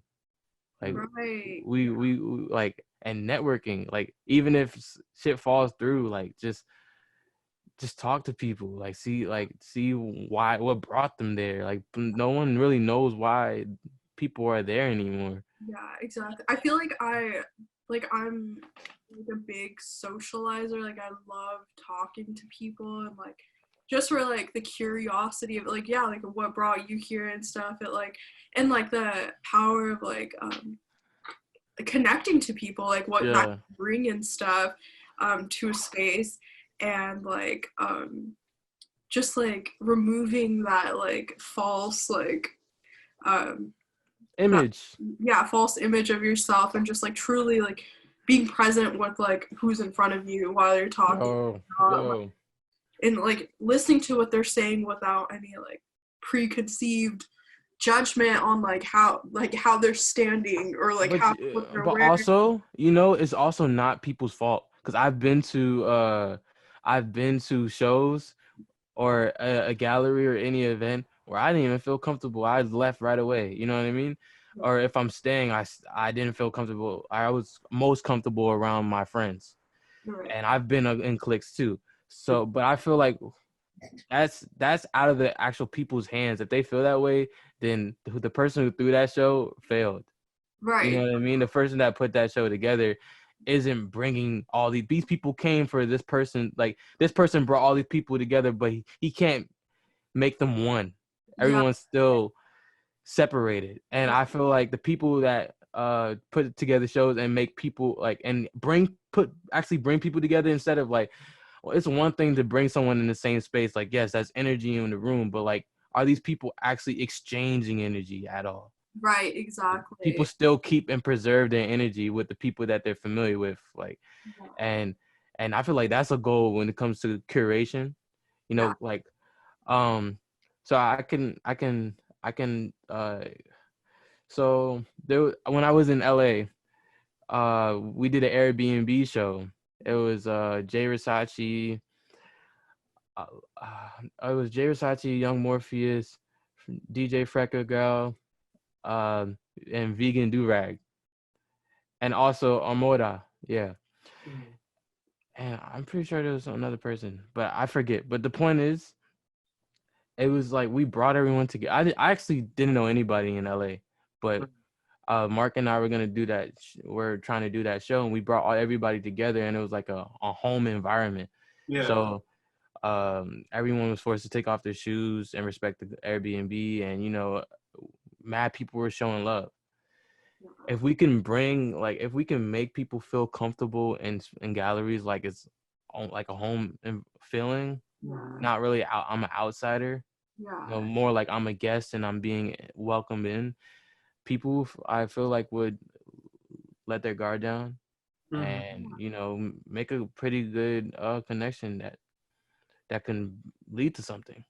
Totally. I feel like that's like one thing, like making sure everybody's like comfortable together. It's always like so satisfying throwing an event. Yeah, like we throw some shit every Friendsgiving or whatever, and I feel like like we don't even like, I mean, it's kind of funny now, but when we're inviting people or like telling people to pull up, we're not thinking about like if the people know each other. Like we just don't think about that. And then once it happens, I'm like looking around, I'm like, what the fuck? Like, I think that person's talking to that person. They don't even know each other. Like, and I it's funny because at first we thought it was kind of selfish that we were doing that, but then when we see everyone there, we're kind of just like, if like the intention is good from the beginning, like you see how it reflects in what you're doing. And on that note, we're going to move on to some listener questions. Oh, shit. Yo, we've been talking for like...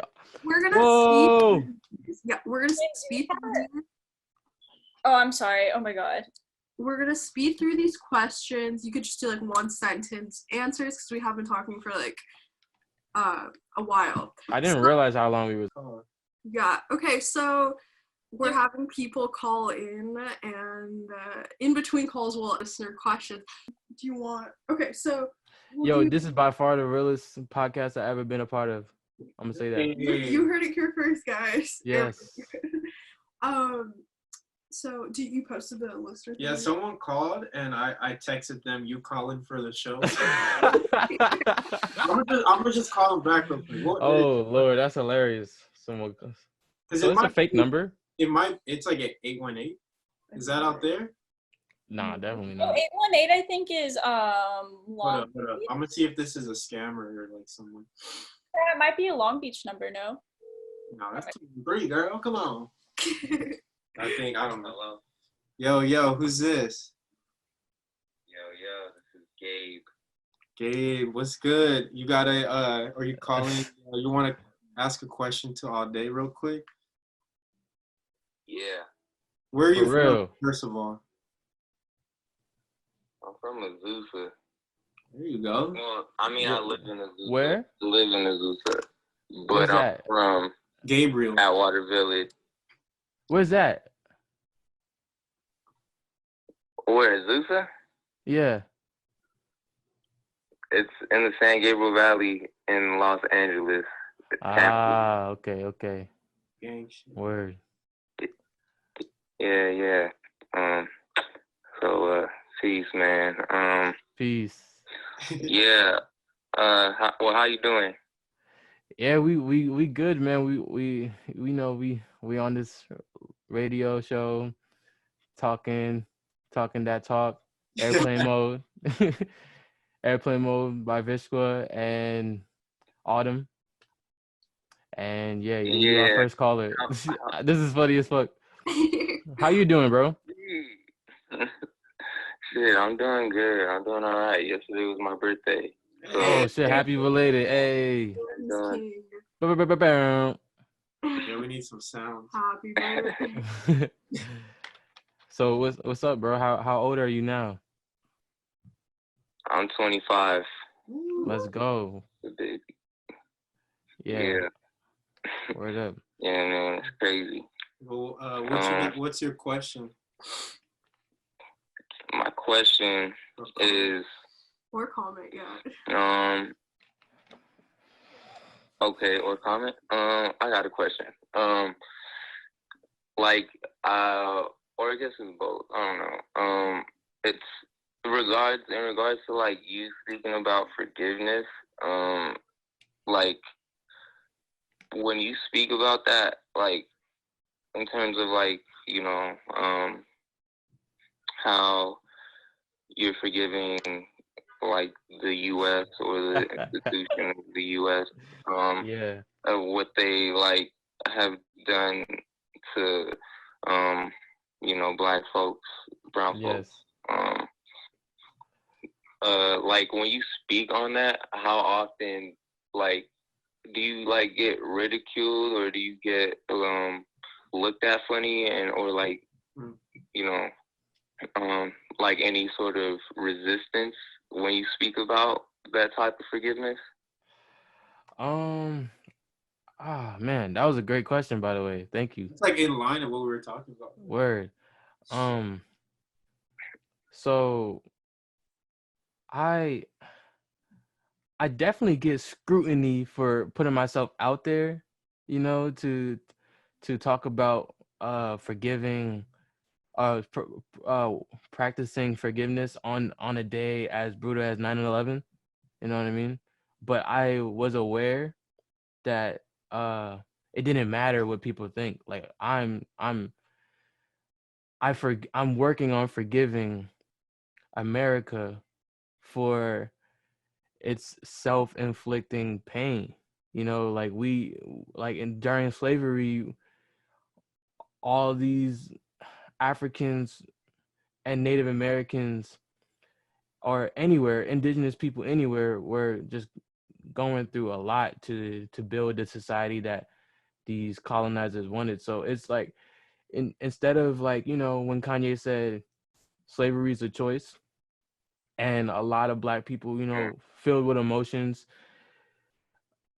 wanted to cancel Kanye and call him a coon, and because he was wearing Donald Trump, Donald Trump hat didn't make it any better. Kanye was really being a clown for that. But when he said that, what I saw from the people, and like taking Kanye out of the situation, I saw that the people, Black people, are hurt by and triggered by the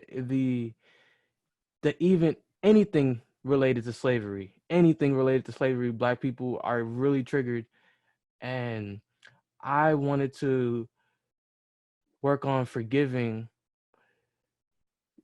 anything that triggers me, like slavery does all the time, because I don't want to be controlled through my trauma. There's a lot of trauma-based control right now. So when someone knows your trauma, they use your trauma against you to control you and manipulate you. So you know how 9/11, the campaign is never forget, and every 9/11 is never forget, and they shoot blue lights from this in the sky in New York. It's like a holiday celebrated, but it's to never forget the pain. And I didn't like that. I don't like that. Regardless of what happened on that day, I want to practice forgiving, because when Black people, they always bring up the point, hey, like, yo, what about us? You told us to forget, you know what I mean? Told us to forget about slavery and stuff. But I just think, Black people aren't wrong for feeling that way. We aren't wrong. But we can work on forgiveness. We can work on forgiveness, and forgiveness will make us not even have to say anything when it comes to that. We don't have to talk about the bombings on Black Wall Street, all these acts of terrorism that USA actually did. USA is the biggest terrorist in the world. There's a military base everywhere. And everywhere you go, there's a US military base. Like, we are the terrorists. So it's like, I work, and me being like born in this country, I work on forgiving the country for, even being like putting me in the middle of a shitty ass situation. So yeah, forgiveness is key to anything, and then that's how we'll really heal. Yeah. Yo, that was a great question. Thank you so much for. Thank you for the great question. Yeah, man. We appreciate. You have another one? You got anything else to say? Cool. Shoot. Nah, I mean, just thank you. Yeah. Thank y'all for like what y'all doing with this podcast. Yes, you watching airplay mode. We need to get a sound bite. Yeah. Shoot, and just thank you, Adé. Yes, sir. Thank you, Gabe. Yo, I hope you're doing good in the middle of all this havoc. And stay blessed, bro. Likewise, man. Peace. Peace. Don't smoke too much weed. You sound high as fuck.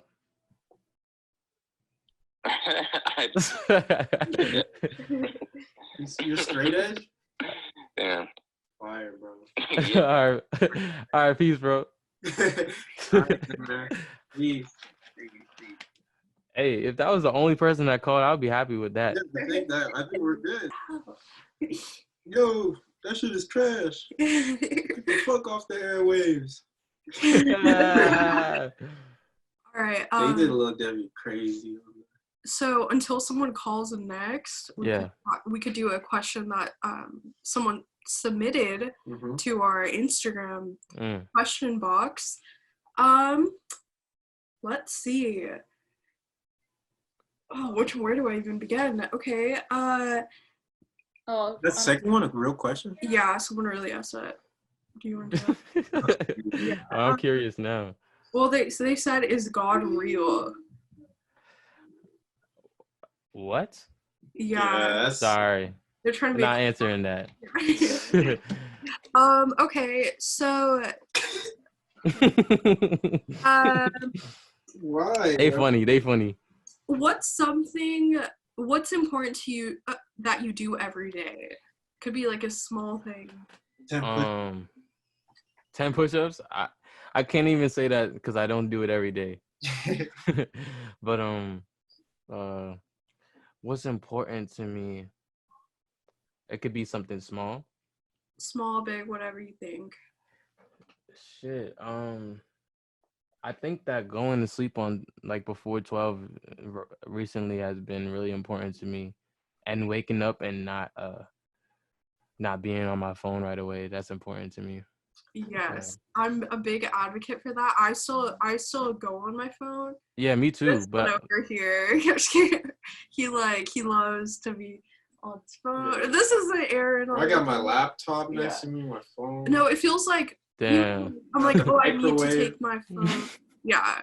Microwave. No, I don't have a Radiation. microwave, but it's just Nah, it's a joke. I get the radiation that shit joke. is hard, bro. Cause even when I'm like in the shower, I'm like what do I do Yeah, I here? know. I Like, feel you.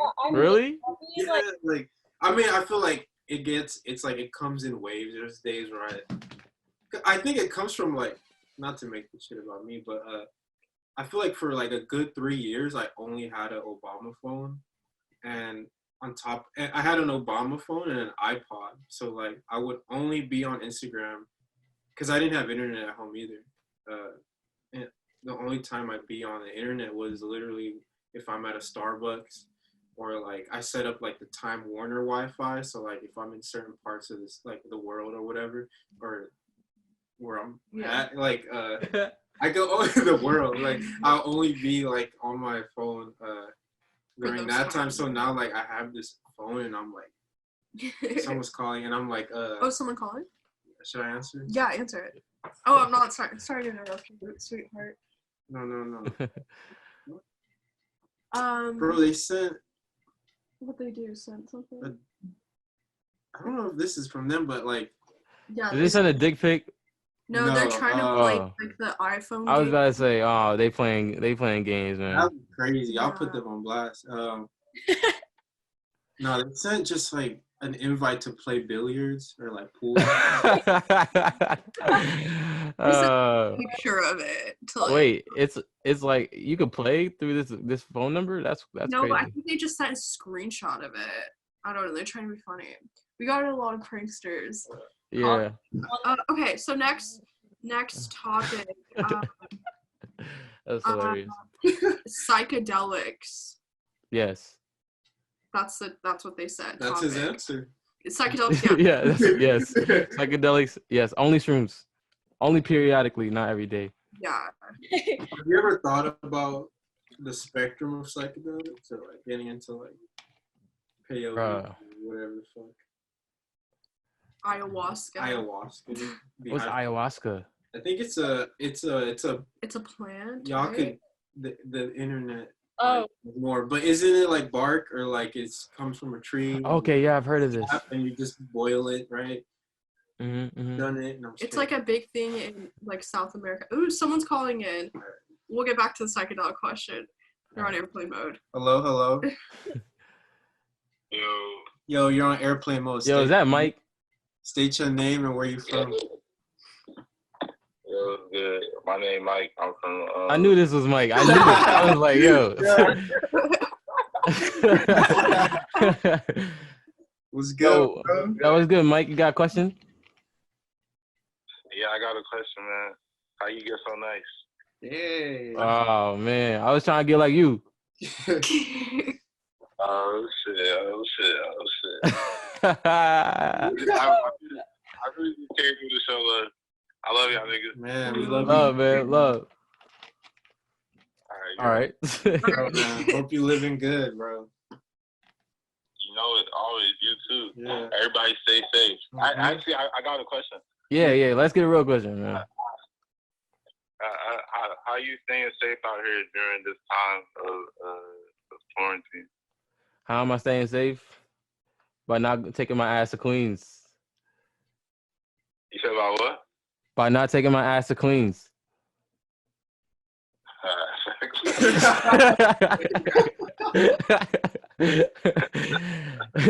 Nah, yeah, for real. If I stay home, stay home. Mm-hmm. I love it. I love it. I love it. Yes, sir. How about you? I think the question is just for you. Oh man, you're right. Hey, bro. You know, Rob, what you think? All right, Mike, where you from? Where you from? From nowhere and everywhere. All right, bro. Thanks for listening. All right, Thank bro. you, Mike. Hey, call anytime, bro. Even, you know what I'm saying, even if we're not live. All right, then, bro. All right. I love. Peace. Okay, so We got family calling. So we got Gabe, we got Mike. mode. All right, so psychedelics, right? Yeah, psychedelics. What was the question? It was just the topic, like psychedelics. Oh yeah, psychedelics. Yes. I've done shrooms like under 10 times, and the first time I did it, or the first time I actually I took enough to actually like experience something was last year, and I was tripping in a golf course with my friend Alphonse, who's actually on Happiest People in the World Wide Web, and we was at a golf course in the Bronx, and we randomly ended up in a golf course. I don't know how we was there. We were just walking through the park, and it's connected to a golf course.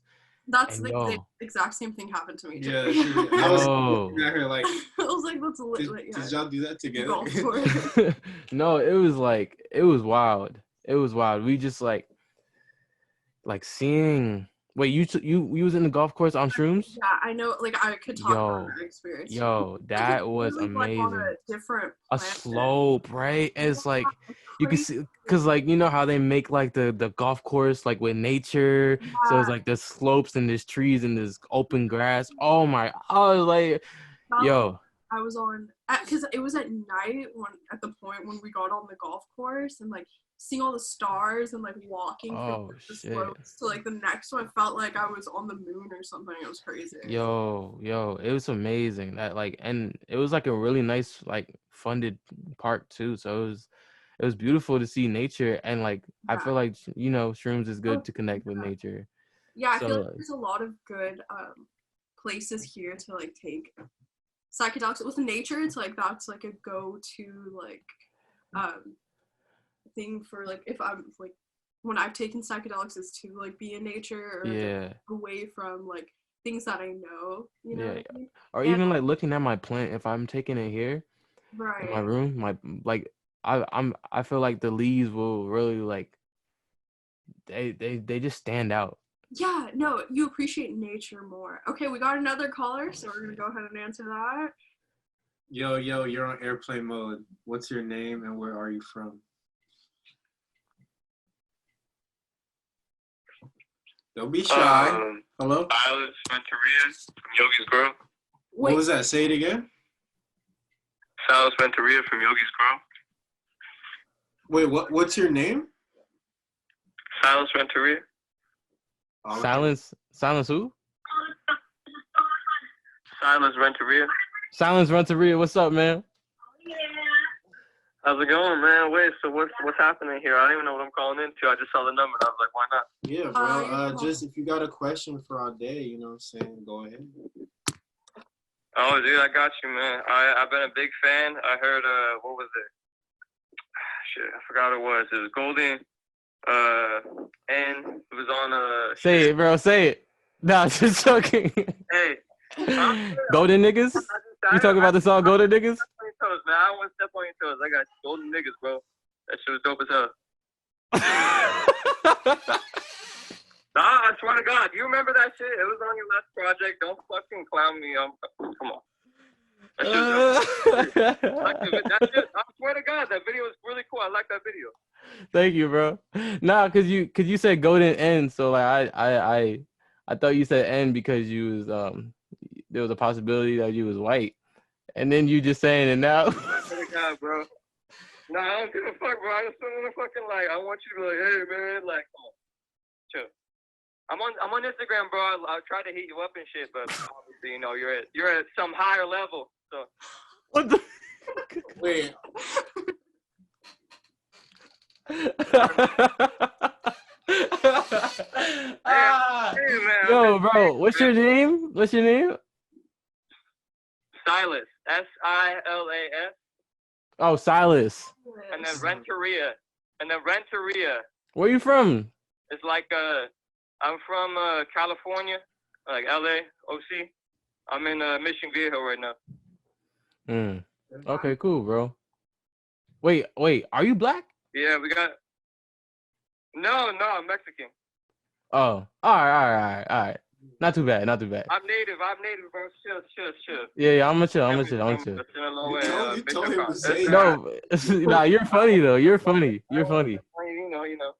Right, what's your question? I'm a really big fan of your shit, though. I swear to God. Like, I really appreciate your album, man. That was a straight up whole experience, going like down from top to bottom. I really like that. Thank you, bro. Thank you. Oh, so you have a question? Yeah, so I do have a question. So, like, what kind of music are you listening to right now? Like, what's inspiring you? Where are you trying to go from, I guess? What's your sound? Like, what's your next sound going to be, I guess, on the next project? Oh, the next project. The next project is gonna be influenced by 90s R&B, 90s and 80s R&B. 90s and 80s R&B. Okay, so what are we talking here? Like some Sade sort of stuff, like. That would be pretty fire if I could accomplish something like that. Yeah. That would be some crazy shit. Okay, because I produce and shit. I'm an artist producer, so. Yeah, bro. And you said something that threw me off just now. You said I'm on another level. What are you talking about? Hey, can I send you, bro? Hey, I really fuck with your stuff, man. Like, it'd be really cool just to get your input on it, man. Like, I'm really like early days and shit, so I've been trying to get someone at your level, man, to like just even like notice me. It's crazy. Like, that'd be really cool. All right, man. Just send me the DM, bro. I'm not on any type of level, man. I'm on the 5th level because I'm on the 5th floor. Yeah, nah. You're like you know people and shit, bro. Like you're in the fucking what is that? The Illuminati, like the New York Illuminati or something. That's word? Since when, bro? Hey, I'm just saying, man. I'm close to the. Nah, bro. Cause now you're gonna people think I'm in the Illuminati. Like you wasn't here listening to this whole conversation. Illuminati would not be talking about what we talk about, bro. Okay, so that King Sunny Day, right? No, on Instagram, Sunny Walk of Life. Yeah, I tagged him in the post. I mean, you got it. Oh shit, am I on the post? No. Are you plugging yourself? Oh shit. I was like, what the fuck? I was like, no. I was like, what post? Like, I don't know. Oh no, it's the Where just you know. Yeah, wait, Adé, what's your Instagram? Yeah, so it's just Silas for me. It's just my name. yo. Bet, bro. We gonna tap in. Hey, wait. You get my last name? I'll spell that really quick. My bad. It's RENTERIA. All right. Just send me a message. Hey, I got you, bro. All right, man. Bless, bro. Thank you for calling in. Stay safe. You too. I got you. Airplane mode. That was a funny one right there. That was what I expected. Like kind of. You felt one of those coming? He said the New York Illuminati. Yeah, the New York. What was the question? No, it started off with identifying who he was because he said nigga. that threw us off. And but he said it in the context of like. He said, "I'm not gonna step on your toes." I'm not gonna step on your toes. It was go to niggas. I was like, now I understand why people like have radio shows every day. Yeah, it's like. Yeah, he was a character for sure. All right. So about like psychedelics, when did you like how old were you when you first took psychedelic? 21. 21. Yeah, 2021. Yeah. Cool. Yeah. So yeah, no, nature's awesome. Nature's awesome with shrooms. Yeah. Yeah, there's like you get a new appreciation for like nature. If you remember like the first time ever doing anything psychedelic, I came out of it with this like new appreciation for like colors and all that. No colors, right? Yeah. Like, wow. life and like Definitely. everything, things beyond your like physical body, like your consciousness. I remember I was with Alphonse. We was going back to the crib, and so I was staying at my cousin my cousin, she would like go on like trips like for her job, and she would give me the keys to pet sit her cat. So she was cool. I could like, so she was cool with like Alphonse staying for a few. She was cool with anything, honestly, as long as like her cats were good and the crib wasn't like crazy. But we was on shrooms, and we went back to that crib, and it's in the Bronx. So we was there was like a hill that I've seen pretty much all my life. Like it wasn't too far from my house actually. So but we was off shrooms, and I was looking at this hill, and I was seeing the architecture like it's like a hill going up, and then there's like houses going up the hill. And I remember just stopping him, like we was gonna cross the street to go inside the building. I stopped and I was like, "Yo, bro, do you see this, like, do you see the architectural structure of this, like this hill and the buildings right now?"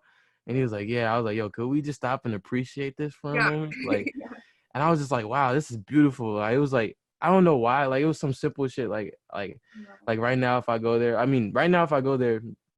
thanks to that experience, I'll still appreciate it.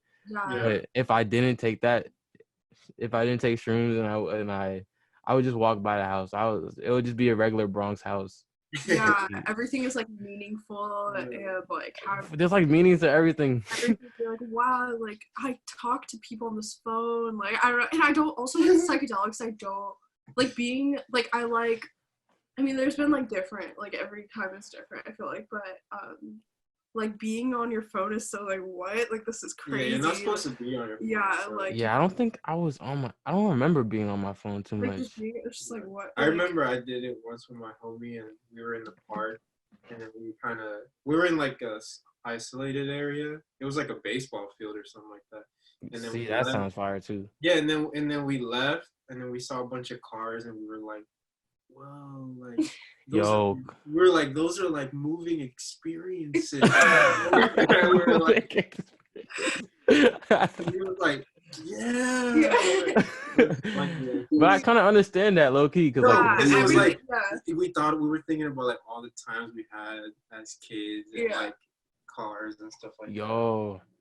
But that's deep. It's like especially like it was really good. It was fun. That same, I wasn't there, but he's told me that they had like they're walking around, then they're like, okay, let's go to Denny's. Oh, that's a whole other Denny's, and they're like they were looking at the menus, and it was like, we just want food, like we don't know what this is. And then he said that they were looking at Beyonce's tagged photos on Instagram and looking at all her fans, and they were like crying because they're so beautiful. That was at the baseball field though. Oh, okay. I thought that was at the Denny's. No, that was funny because this was like 2013 Instagram. So it was mad different. It was like just that's weird. Different. Yeah. If you weren't Beyonce or someone, your Instagram is weird. You know what I mean? We were just like, wow, and then we weren't like looking at these girls like, ooh. It was literally like you're just looking the general public who likes Beyonce, and we were like, they're so tight. Like, it was so crazy. It was funny. There's like was it Autumn? I've like never done psychedelics before, but I don't know. I always feel like, because I always hear like you have to do them when you're in a good place, and I never feel like I'm in a good place. Like, oh yeah, we were just me and Bishop were just talking about that.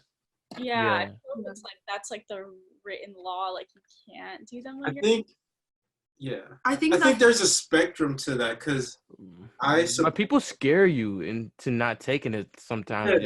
I fully support like I heard this story about this dude, this comedian who like he met this girl or whatever, and he was like they became friends or whatever, and he went to her crib, and it was like a little like psychedelic hippie commune, you know what I mean? And he wasn't in the right space to do psychedelics, but he also wasn't opposed to it, you know what I mean? And then he ended up doing it, and it was like a beautiful experience. And like they had like beads on the you know, like the doors that are just beads, so, you know what I mean? And they had the beads on the door for the restroom, and he was bugging out. He was like, I'm not doing that. He was like, I'm gonna go outside or something like that. And she was just like, just do it, you know what I mean? Like we do it, we're not, you know what I mean? And it kind of changed him in the slightest, you know what I mean? I think it is definitely, if you're in a bad state, like you actually. But also you could take a little bit. Exactly. Yeah, microdose. You're more in control of your whatever you experience when you're microdosing. I don't know if you smoke weed. I did for like a lot of my like from like 15 to like 18. That's more potent, I feel like. Yeah, now I don't anymore. Yeah, you're crazy. Why don't you smoke anymore? It gives me so I have like really bad social anxiety. Ironic because I'm on this podcast, but like I don't know, like talking is, I'm not very confident in talking, and when I feel like when I would smoke it, that was in a lot more enhanced. Yo, I feel you. Yeah. Did you always like just live in your head when you smoked? Yeah, and I felt me too. that too. Like I felt like, oh, how are people able to laugh and have fun during this? And I feel like I can't do that. And because I'm not doing that, I feel like I'm giving off like a weird energy to people, you know. And I feel like I'm not. And then that makes me think like maybe maybe people don't want to be around me, or like they wouldn't want to be around me if I'm like this. So I just feel like I never. Yeah. You have to be around the right people too. Like it's really about like who you're doing it with. Like even with weed, like people say like with shrooms, like be around people that you like actually love and trust, and you know can have a good time with and have an actual conversation with. But it's also the same with weed too. Just people just do weed with anybody nowadays. I know, it's so weird. I feel like because the scene is like more casual. Well, I mean, it is very like it doesn't, like I don't know. You have maybe a little bit more control in a different way, but like people like I don't know. This isn't like, not that this is good, but people still drive like when they're high, you know. But maybe on psychedelics they wouldn't do that. But like, you know what I mean? Some people are crazy enough to do it though. Like I know. Actually, I think a friend was playing she was driving on shrooms, and I was like, definitely. Oh my god, I remember. Oh my god, I was like in like high school, and like I didn't. Nobody drove on shrooms, but like we had all taken like I don't know.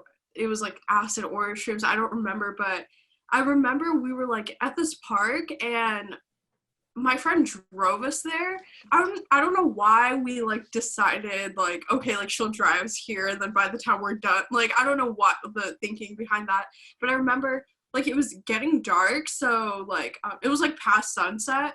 So Alyssa, oh my god, I don't want to name drop. Oh my god, I don't want to. But yeah, she's a person who's always like, she is the one driving, like she's taking care of things like that. She's a Virgo, so she loves being in charge of things. Anyways, she was like, okay, no, like yeah, like I'll take us home. And like this like inherent trust we have in her, we're just like, okay, yeah. We get in the car, she's like I don't know how to drive this car, and she's like, it's like a spaceship. And I'm like, because you're not like, you can't do that shit. Like you shouldn't drive on psychedelics. That's like the stupidest. Like yeah. Sometimes I can't even drive when I'm crying. So like I can't imagine like like drive, like it's just not. But yeah, I feel like even like smoking weed with the right people. Like I feel like now when like I smoke weed, it has like it's more of like a like I love doing it socially, but then I love doing it like for myself. I don't know. I just like. You know, it's like super subjective, but like sometimes I do feel like as I've gone older, like weed would give me more anxiety, or like gives me more anxiety. I feel like when you're younger, it's like it's just a whole different like like when you're younger and you smoke weed, I feel like every time just goes by really quickly. Like we were talking, Yo. everything is just like shifting all the Yeah. time, which is like Yeah. so fun and exciting. But then you're also like, oh, I'm like really like high right now, and like now it enters your body in like a different way, I guess, as you get older. But Definitely, yeah. I feel like for me, because everybody to each his own. Like, I definitely started smoking weed when I was like what 13, 14, and I feel like now I don't smoke weed. I definitely don't smoke weed now. Like 2020 and onward, I won't smoke. But I guess that's kind of why I hang on to psychedelics like shrooms, because it's kind of like I graduated from one to the next. yeah, And to like, it also forces me to not indulge in anything as often, because you don't do shrooms every day like you take weed. Yeah, and there's have you ever microdosed or? Yeah, I love microdosing. Microdosing is really like, if I'm microdosing and I still have control over my senses and actions. All right, I know always in control of my actions, but I just mean like if it's not really taking over me. yeah, It could be yeah. I like making music, microdosing, making music. I made a couple songs microdosing. That song that he was talking about, working on forgiveness, it was called "Sticking to My Roots." yeah. I made that song off. I don't know if I made the beat off shrooms. I probably did, low key. Yeah. Right? I low key. So I used this mic and I didn't write it. I just was like, what can I do? What can I say? And then I stopped it. And then I came in and punched in. I don't have much. And I just did that for the whole thing. Mm-hmm. And same thing with what can they really do with the moment? What can they do to ruin the moment? Nothing.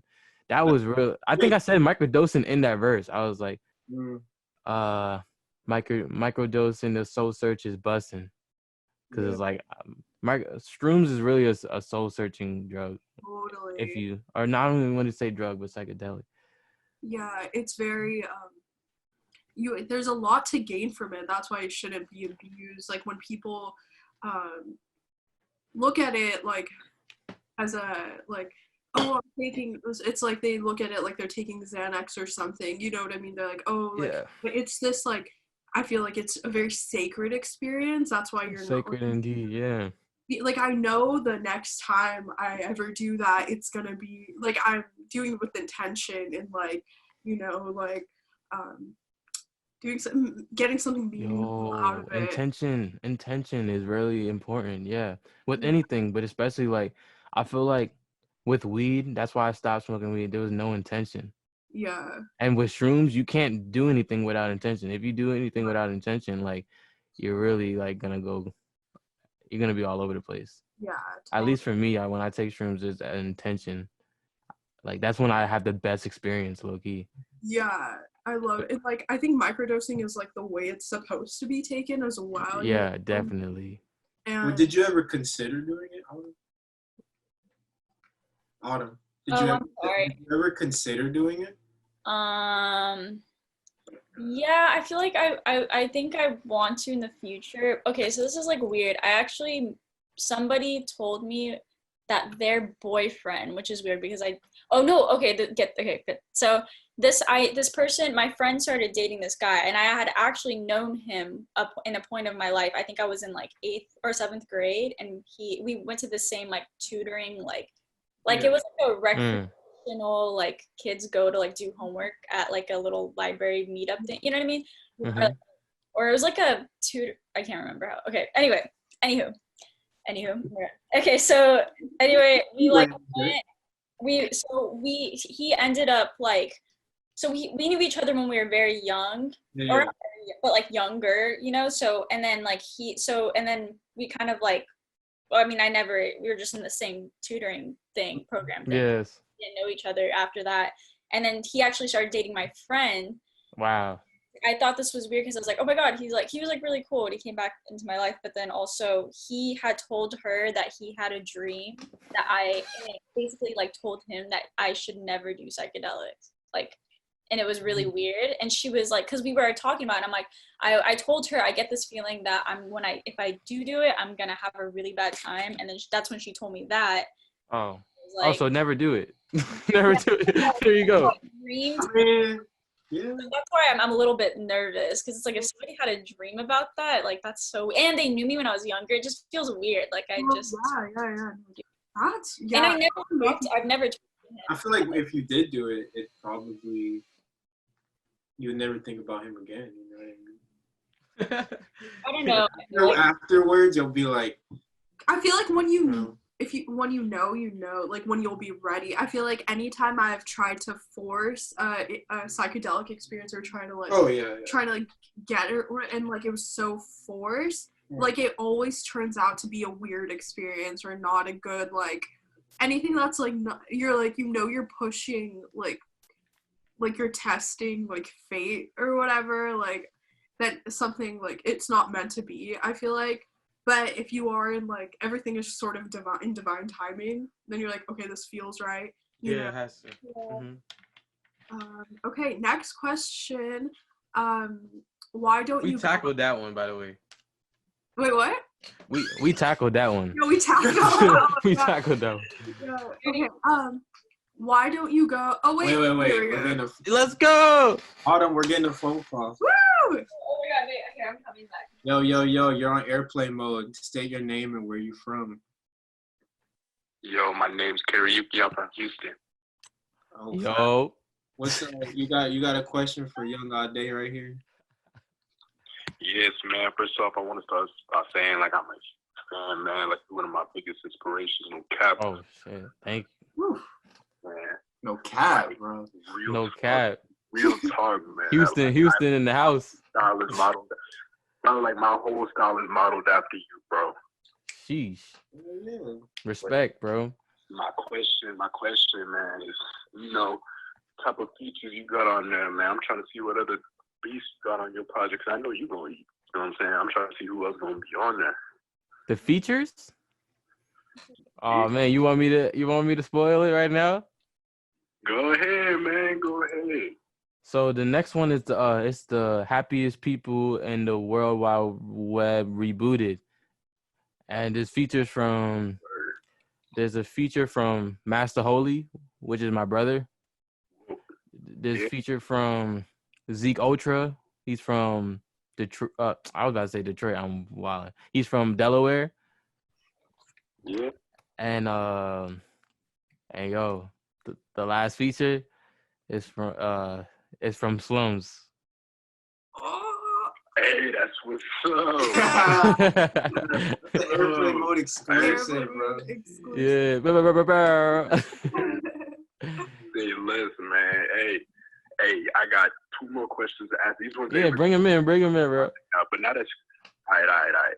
Now, one, those two brothers you sent me, man, can you just like shoot me some of their best work, bro? Because I'm trying to get put on to some new books, man. Wait, what was it? Some new books? No, I'm saying I'm trying to get on to some new folks, man. So, oh, new folks. Just for me real quick. The first two folks. It was Master Holy and Zeke Ultra. Master Holy and Zeke Ultra. Bet I'm gonna go check their stuff out right now. Yeah. Lastly, is it cool with you if I send you some stuff I'm working on as well? Yeah, that's cool. That's the big thing. You did it respectfully, man. This other person called me the New York Illuminati. He called me the New York Illuminati. He's just like, I'm gonna send you some shit. I was like, oh, okay. All right. Number? I'm on IG. What's up? I'm on IG. What? Hit me through IG. Hit him through Instagram. It's a Sunny Walk of Life at that's it. Sunny Walk of Life. Sunny Wildlife. That's a funny one. That's a funny. Sunny Wildlife. Sunny Walk of Life. Walk. Hold on. I don't think I heard you. Can you say Walk of Life? Yeah, I'm gonna go check out another. I bet. Oh, he said Sunny Wildlife. That's hilarious. That's you said Sunny Walk of Life. Let me just make sure I got that right. Yeah.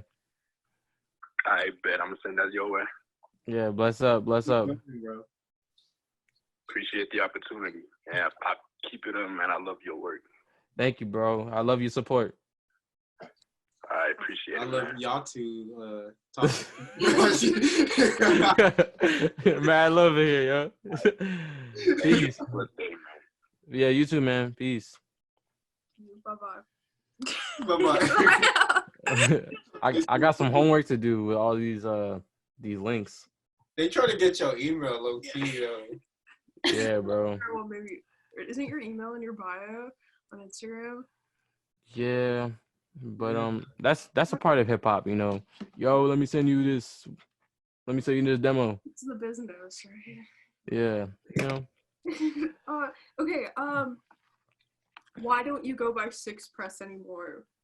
Ah, come on. How many? We got a couple of those. Yeah, why everyone they ask me the same questions. You know when like an artist does like an interview. Yeah. See, you guys didn't ask me that, but there's always someone that asks me like, "Hey, so." Press. It's like Yeah, I always they always start talking about the name Six Press. Like they love that shit. Like when I was Six Press, they were like, "What inspired your name?"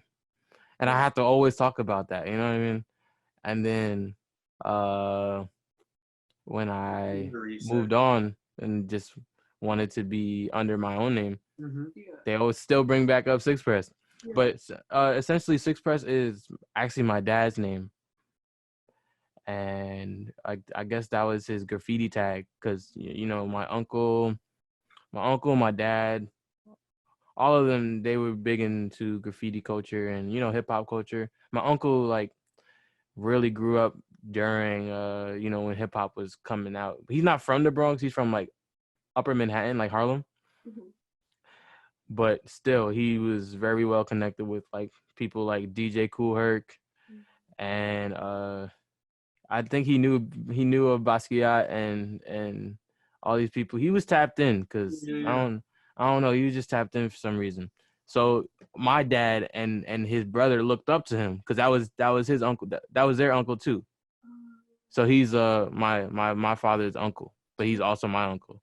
And he used to do breakdancing and graffiti tags and stuff like that. So they wanted to have their own name, and you know, so my uncle name was Risk, and then my dad's name was Six Press. And I remember freestyling in the car one time with my dad. Like he had like 2010 instrumentals like Drake Forever, and like stuff like that. And we would just freestyle, and he would be like, "Yo, it's Six Press," and I used to like hear my dad freestyle. It was probably whack, definitely whack. But hearing him freestyle, especially as a young kid, I was 10 years old. I was like, "Wow, this nigga could spit." You know what I mean? Like, and then I just like took that name, Six Press. When I started writing, I was like, "What am I gonna name myself?" At first, it was Afro Adé, but that was not that like, you know. You should go back. That's hard. Afro Adé. Yeah. But I don't have Afro no more. Locked Adé, like, nah, you can't do that. Yeah, but I was like, okay, I'm just gonna go by Six Press, and my dad wasn't cool with it at first. I was like, hey, I'm gonna use your name. How you feel about that? I made my own meaning towards it too. It's like Six Press. I express my train of thought or some shit like that. Cause like express train of thought. And I showed him that, and he was hating on me. Like I told him, I was like, he was like, he didn't even give me a definite answer if I could use the name and stuff. And then he's like kind of accepted it. And I made like this, I guess, a name and foundation off that name. But like my dad and I don't have the best relationship. Like I reached out to him 2 days ago. I was like, hey, Dad. Nothing. You know, he didn't respond back. Yeah. And like, you know, I dissed him in a rap one time. I made a diss track to my dad. And you know, like we have this ongoing back and forth. But I wanted to also not be able to. I wanted to take accountability of my actions. If I didn't go by an alias, it's just Adé Hakim. You know what I mean? If it's like to express, like I don't want to be like have alter egos. I just want to just be myself. And I think Kendrick Lamar said the same thing. I think he was K Dot, and then he just wanted to be Kendrick Lamar. So it's kind of like the same thing. Kanye West is just Kanye West. All the people, all the Geminis that I look up to, they actually have their name in there, and they go like Andre 2000, like. So I just wanted to be Adé Hakim. So Adé is my first name, and my Hakim is my middle name. And Hakim, I didn't even like the name Hakim because my full name sounded really like Arabic and Muslim, and there's a lot of Islamophobia with the white kids in New York. They called me like terrorists and stuff like that. So I didn't. They like my name is Adé Saeed, and they used to be like, "Yo, you're a terrorist," or like just say stupid, rude shit like that. So I didn't want to tell them my middle name. I was like, I would never hear the end of it if I give them my full name. So I always, it would be Adé H Hakim. I mean, Adé H Saeed, and I never embraced it. So I guess like now I'm just embracing like what I was running from. I just embrace it. Totally. Yeah. Having that identity, like you want to have your like who you are associated with your work, like true, like about like having like last name with Saeed and stuff. I feel like my last name's not Saeed, but like my older brother, his name is like not Jonathan. You know what I mean? It's like a long Indian name, and he like we were playing like baseball and stuff with like all these like white kids, and like they would make fun of his name all the time. So for like a period of time, like his coaches, like his name is Sashwath, they would call him Shane instead of like his name. Shane? Where'd they get Shane from though? Because his first name starts with SH, so they're like Shane, whatever. And I remember like disrespectful. I knew like as a kid, like being like, oh, like I knew that was just like so like I was like, that's not who you are. Like that's not your name. You're not Shane, you know what I mean? But I feel like there was just like all this like with like I feel like with a lot of like males who play sports, there's a lot of like nicknaming. Oh, okay. No. Just like they would make fun of his name, and like they call him like they wouldn't call him a terrorist, but they would like they would think Indian people are like terrorists, you know what I mean? Because that's where like their brain goes. So they would just like have a lot of distasteful jokes, and I feel like now like as like seeing him now and like having a conversation about like that period, he was like I can't believe I ever even like went by that name, you know what I mean? He was like, not who I am. He was like, I want like my name associated with everything I do, and like like no, that's unique to me, you know.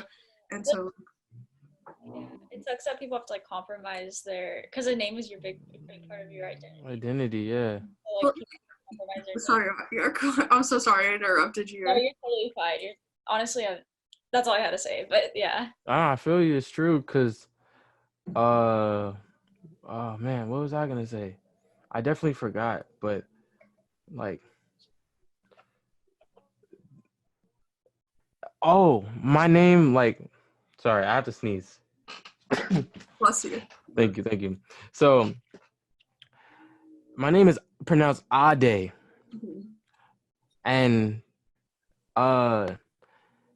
everyone would call me Adé. Yeah.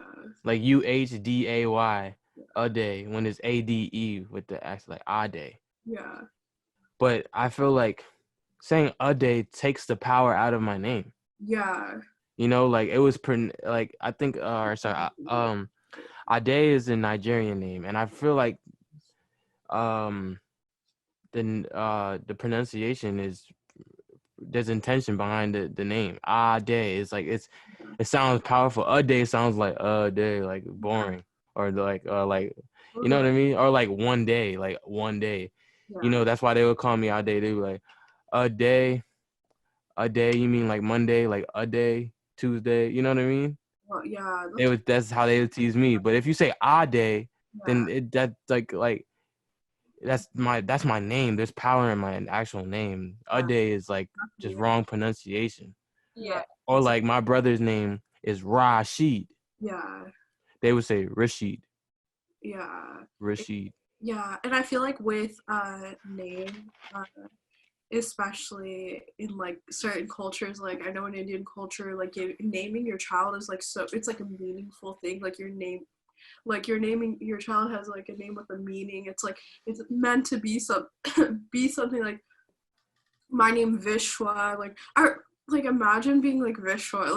Like people would call me dishwasher. Like fish. Wow. What like and I like knew like during like roll call I was like fuck like here we go like my team. How'd they get a dishwasher? That's fucked up. They're just like they like it's just so like people are evil to even come up with that. Like, oh my god, and it would make me like so like ashamed and like I like now it's like you never went by a different name, right? No, like I never went by a different name ever. But that's good.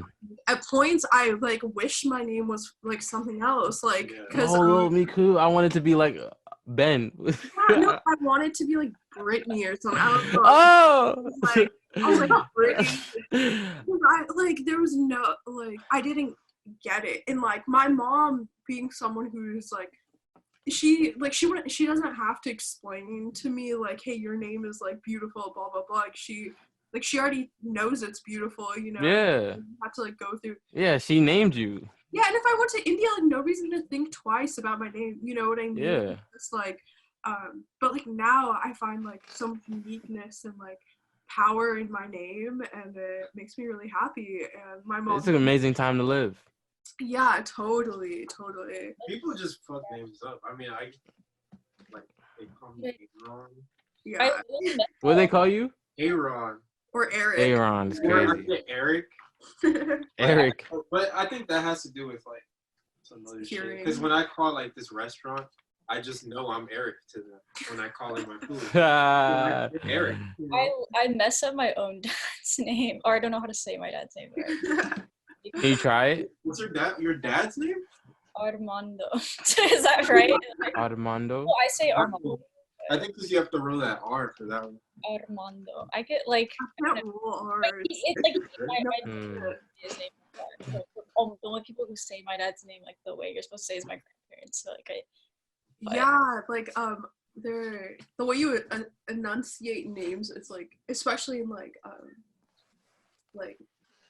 cultural like places of culture. I guess they're like the enunciation like it means something like if you enunciate a word that sounds similar, like you could be saying something completely different. Mm-hmm. So like yeah, take pride in your name and like who you are, your identity, and don't be ashamed.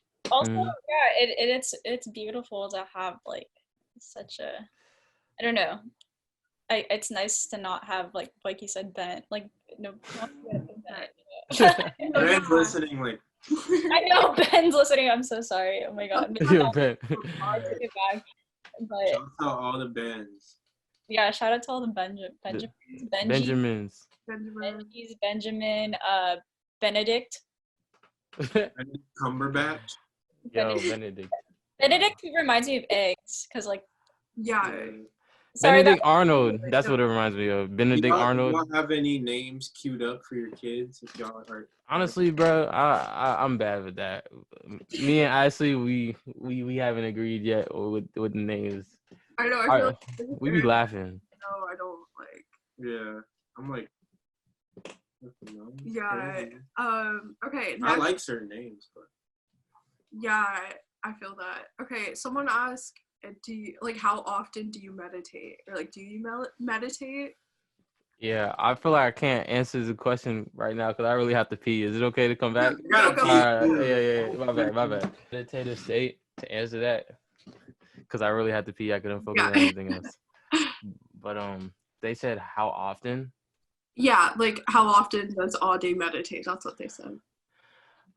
I don't really do it that much. Yeah. I wish I did. Yeah. Like I'm like Aaron. Yeah. What? My like I'm gonna explain this like my because I don't know if you meditate. I'm saying like I like my attention span is just like all over the place. Like I'm always on my phone. Mm. I'm always on my phone, like, and I just like I don't know. I feel like I should meditate for that reason, you know. Yeah. But I'm always on my phone, and I always like wake up and just go on my phone. Yeah. Swag. To not be on your phone. Also, are you interested in meditation at all?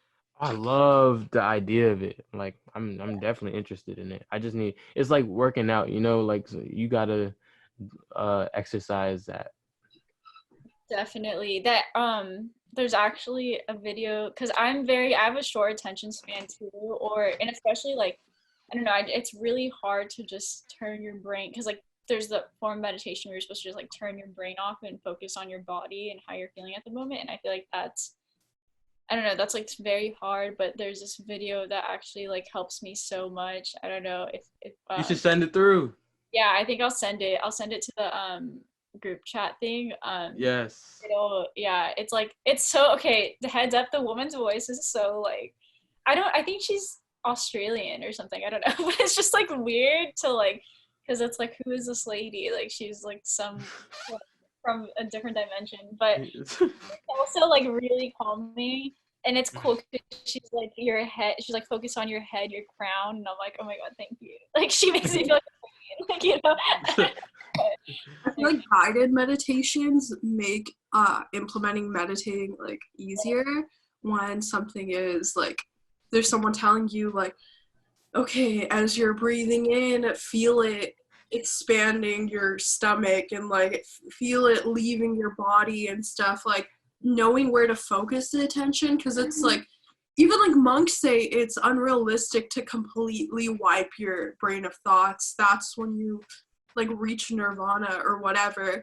But it's like where you're directing your thoughts, and if all your thoughts are directed to like feeling this like sensation in your like legs as you're stretching and stuff, like meditation could be done with like anything, like while you're cleaning. There's like my mom, like she used to take us to this monastery and there for like a weekend, and they like you do like walking meditation, like cleaning meditation and stuff. It's just doing something and like just definitely breathing is a huge like breathing, because like you know when yeah. you're sitting and like then you realize like why is my jaw clenched right now, like why am I slouching so much, but like when you focus on your breath, that's like I think that's just paying attention to how you're breathing and like remembering to breathe and stuff is always like helpful. And that's what like low-key everything like breath, like I realize like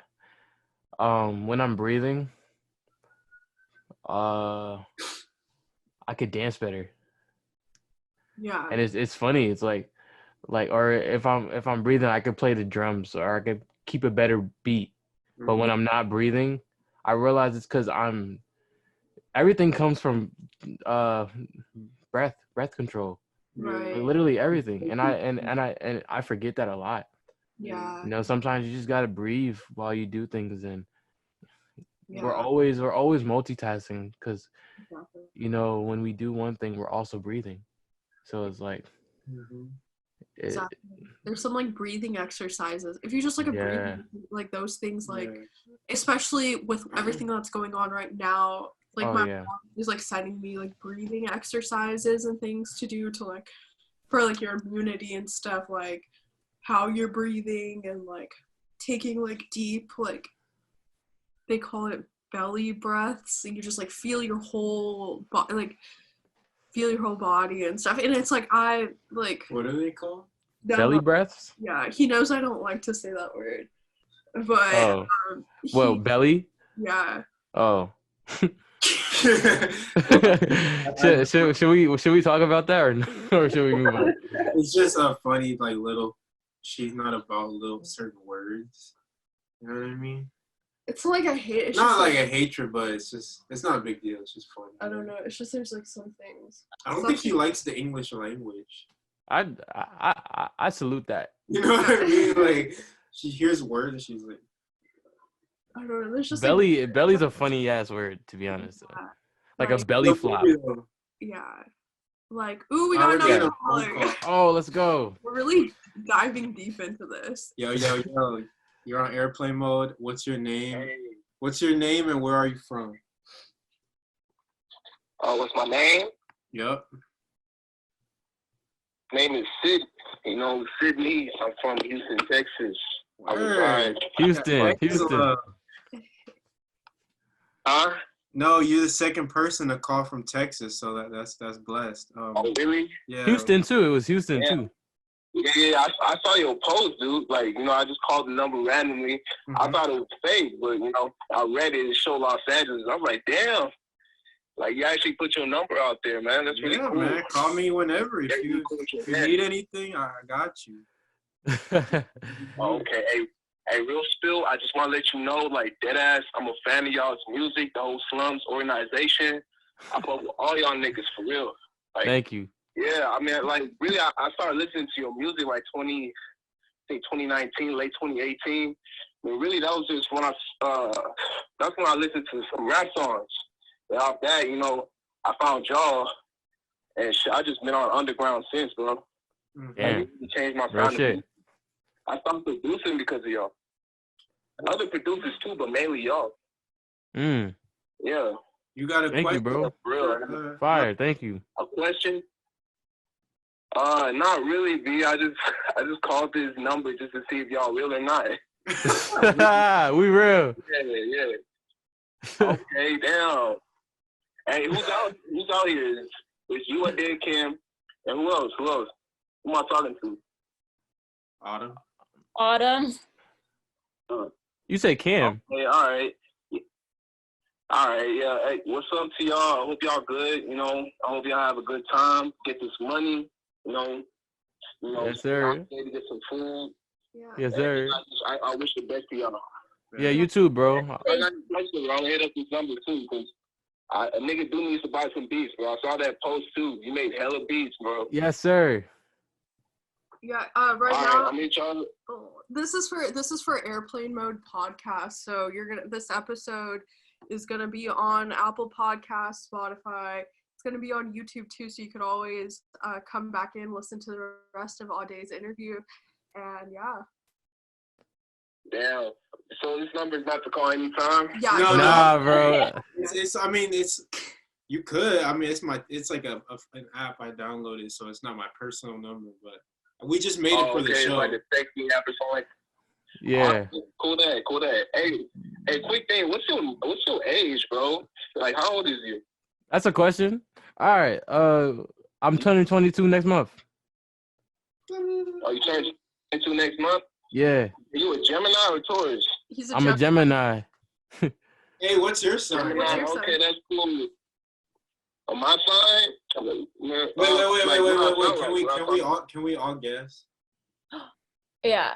All right. Yeah, I can guess. Autumn, you guess first. I'm gonna say a Sagittarius or an Aries. Ooh, Adé, go ahead. I'm gonna say a Cancer. I would say a Cancer or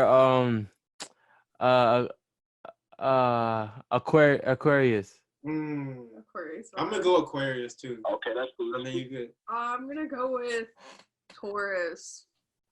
I'm gonna say Aquarius. All right, what? All right, so He's a Libra. Hey, none of y'all got it right. You know. Scorpio. But hey, I always get people always say like I sound like a Sagittarius or like a Virgo. That is my third house. My third house, like, which is communication, is Sagittarius. So, I mean, that does make sense. I'm a Libra, y'all. Libra. I said that was my third guess. I'm a Libra too. We're Airplane Mode because we're me and Autumn, the host of Airplane Mode, are air signs. I'm a Gemini, Autumn's a Libra, Adé's a Gemini. Aaron's a Cancer. I'm a water sign. Yeah. Geminis can make good music, so I'm not really surprised that. Thank you. Gemini. Exactly. Yeah. Thank you, bro. Like, y'all on that Kanye shit for real. Yes. But one more question. I know you're working on, new material, new music, new sounds. You're always gonna release. I do wanna know when you're gonna release the actual full project. I like your last LP, but honestly, like, I did like the other one better. This one I do like the whole theme. I like the theme, how the computerized theme and PC. Every time when I transition between tracks, I'll probably say my favorite song is "Let Me Know." I really like that. I love the beat. I love the beat switch. But I am looking for some other shit. Do experiment. I really like experimentation. So I'm just speaking, from all the fans, because I got to hear. Everybody got the same. Everybody likes good music. So I just want to get some good constructive criticism. Thank you, bro. Thank you. Nah, I appreciate that. When you gonna release new shit? Maybe like what? Less than 3 weeks. Less than 3 weeks? Yeah. Are we getting a full album? Nah, you're getting like 6 tracks. That's an album. 6 tracks? Okay, that's cool. I did like Blood Brothers. Blood Brother was pretty cool. You fuck with Blood Brothers? Hey. Yeah. I fuck with Peter Pan. Let's go. After Peter Pan. That shit go hard and they continue. Mm-hmm. Yeah. I mean, you're the illest, bro. Your production is very ill. Yeah. Thank you. Yes, bro. Y'all need to. I wish I could show you some shit too. Because every time you, I think last year you threw on like a sample pack. It was like a contest whoever makes the best beat out of that whole sample pack. Yeah. I did produce a little bit on there. I got my boy to produce on there. Hey. Did you do the one this year? Yeah, I do want to send you some beats. Huh? I did that again this year. It was the Black History Month lives on thing. Yeah. I listened to the whole sample pack.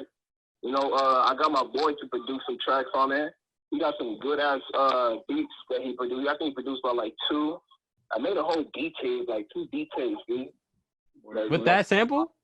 I'll produce them and sound like yours. Huh? Okay.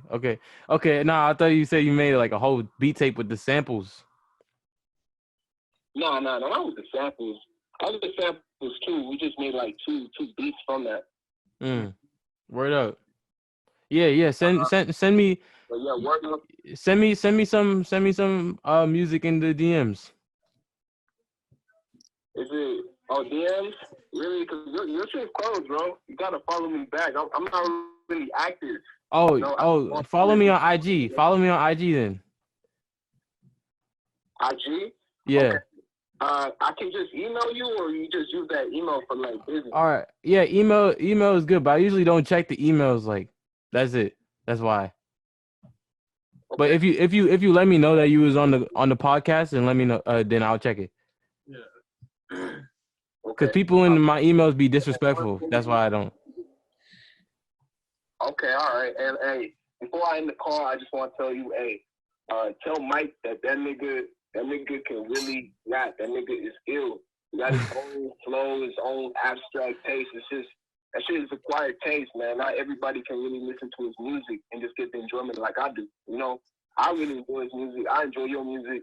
Everybody, just East Coast music in general, And I'm from the South. Like, I'm in the South where niggas just listen to Young Boy, The Baby, and all that shit. I don't know why. It's just like... We on that up here, too. Don't worry, man. It's not much different. Yeah, I know y'all got new niggas out East Coast, like Jay Critch. Yeah, Jay Critch. Yeah, I fuck with Jay Critch. He cool. Mm-hmm. But, I'm going to send you some beats off of IG.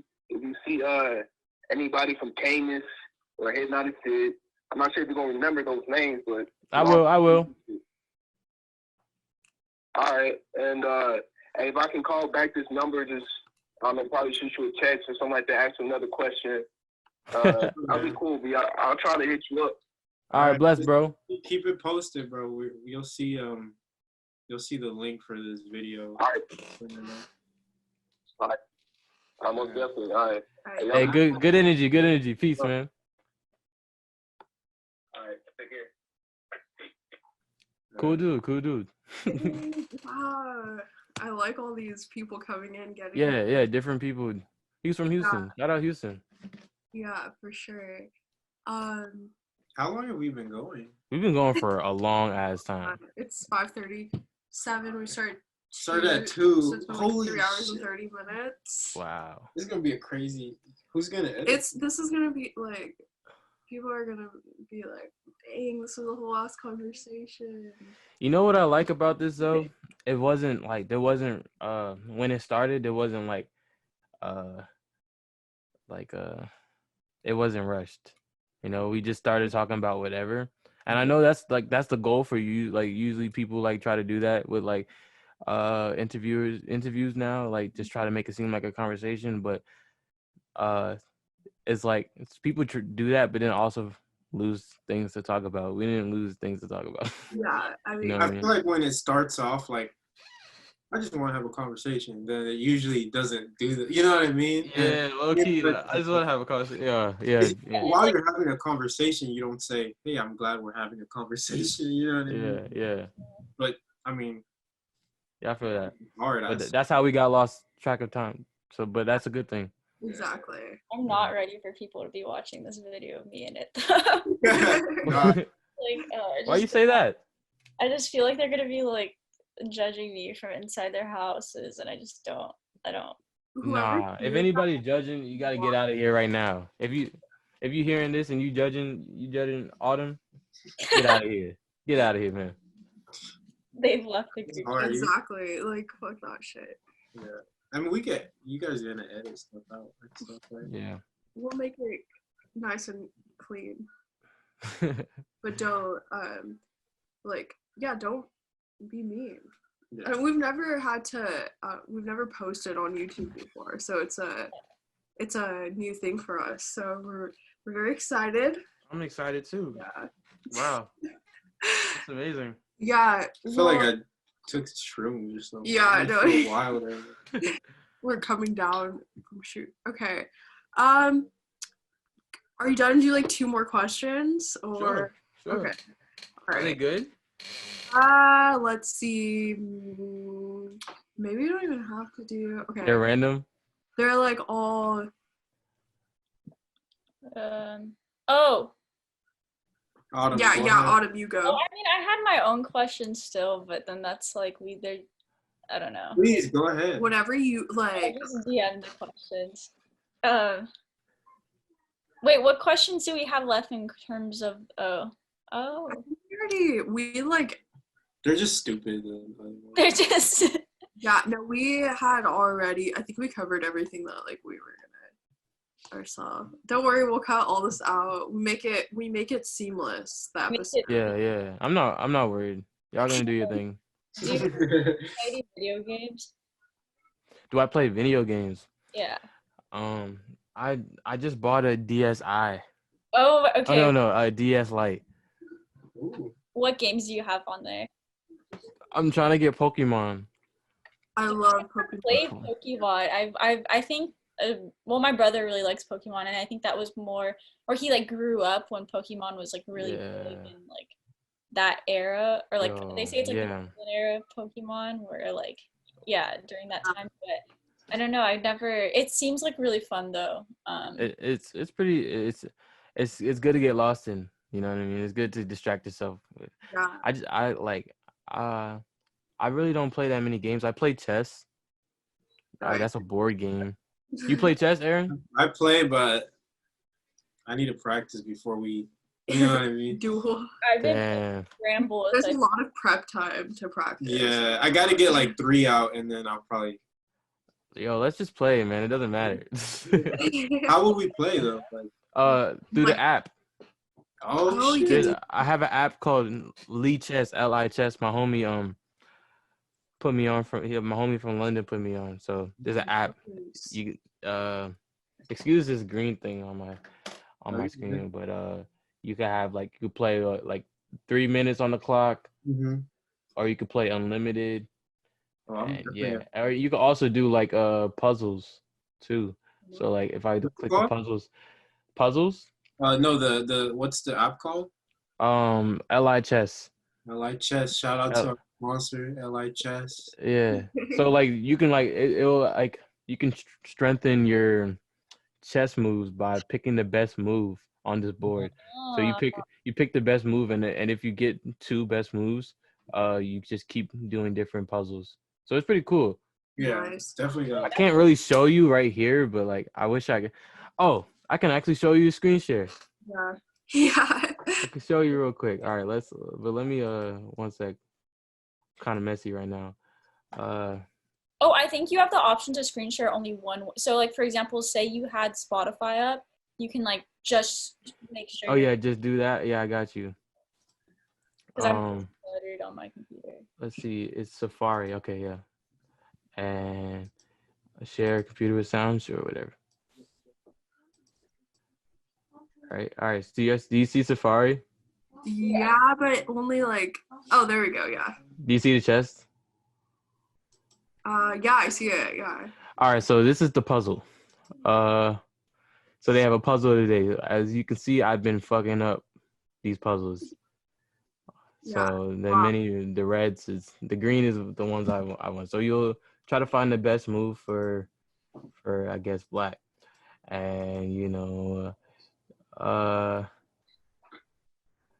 I'm going to do. Well, just to say, like a spare time. Yeah. And for the audio listeners, you could listen to this on YouTube, Airplane Mode Podcast. Watch, right? Watch it on YouTube so you can see exactly what's going on right now. So you see, I moved and it said puzzle failed because I got it wrong. I went here. I don't know why, but if I go here, maybe this is nope. Wait, that's cool that it lets you build your chess. IQ. Yeah, that's really cool. So maybe if I do this, best move, you see? I should have thought of that. Nice. So, but when it says best move, you have to go again. So they give you 2 best moves. So then I feel like I could go here now. Oh, see, that wasn't a good move neither. Oh, no. I'm fucking up, but I could go here. And then it'll say success. Oh, nice. But since I messed up, I didn't get the points. So you just keep continuing until you get it right. And yeah, so it's not just playing on other people. You could play the computer, and you can. Yeah. I used to do like chess on my my Windows like computer when I was little, and it was like a 3 thing. Yeah, I love playing like solitaire on my. Oh, you love solitaire. I love that shit. Minesweeper. I love like Bejeweled. Oh my god, Bejeweled. dude. I'm trying to play that online. Pinball. Oh, I'm terrible at like the pinball things, but Yeah, I feel. but they're Oh, fun. pinball! Oh, it just wow! You brought me back. Pinball. On the Dell, right? On the Dell, yeah. Wow. That shit was like, that's crazy. That's lucky when you go into school and they have Dells. That's what you play. Yeah. I used to play like the paint nails game. Oh, I love that game. Yeah, you like paint like the virtual avatar's nails. And Do y'all remember like the actual paint? Oh yeah, Microsoft Paint or. Yeah. Did you know Microsoft Paint actually started with Apple? Oh, wow. Like the first Mac. I might be wrong, but this is from what I learned. The first Mac had Paint. It was like called Mac Paint, and it was like a cartridge that you put in the Mac, and it will be like the Microsoft Paint app. I do all my like everything. The things I've done for you, like that's all on MS Paint. That's on Paint? Mm-hmm. Yeah. Shit, man. Is that different from You draw something and scan it, but. Oh yeah. If y'all need flyers, album covers, gotta hit Aaron up. Flag this radio. I do flyers too, but maybe I'm a little too sad right now to do those. So, but definitely. No, you should definitely do that. If I ever need like real assistance, Autumn always helps. Autumn is a graphic design. A real graphic designer. A real graphic. A real one, damn. He's like anything. Like I'm like Autumn. Like, can we make this look like this? And I'll like give her like these very vague, like obscure things to do that like I would never know how to do. And she's like, yeah, like totally. Like she knows. Exactly. Yeah. She knows.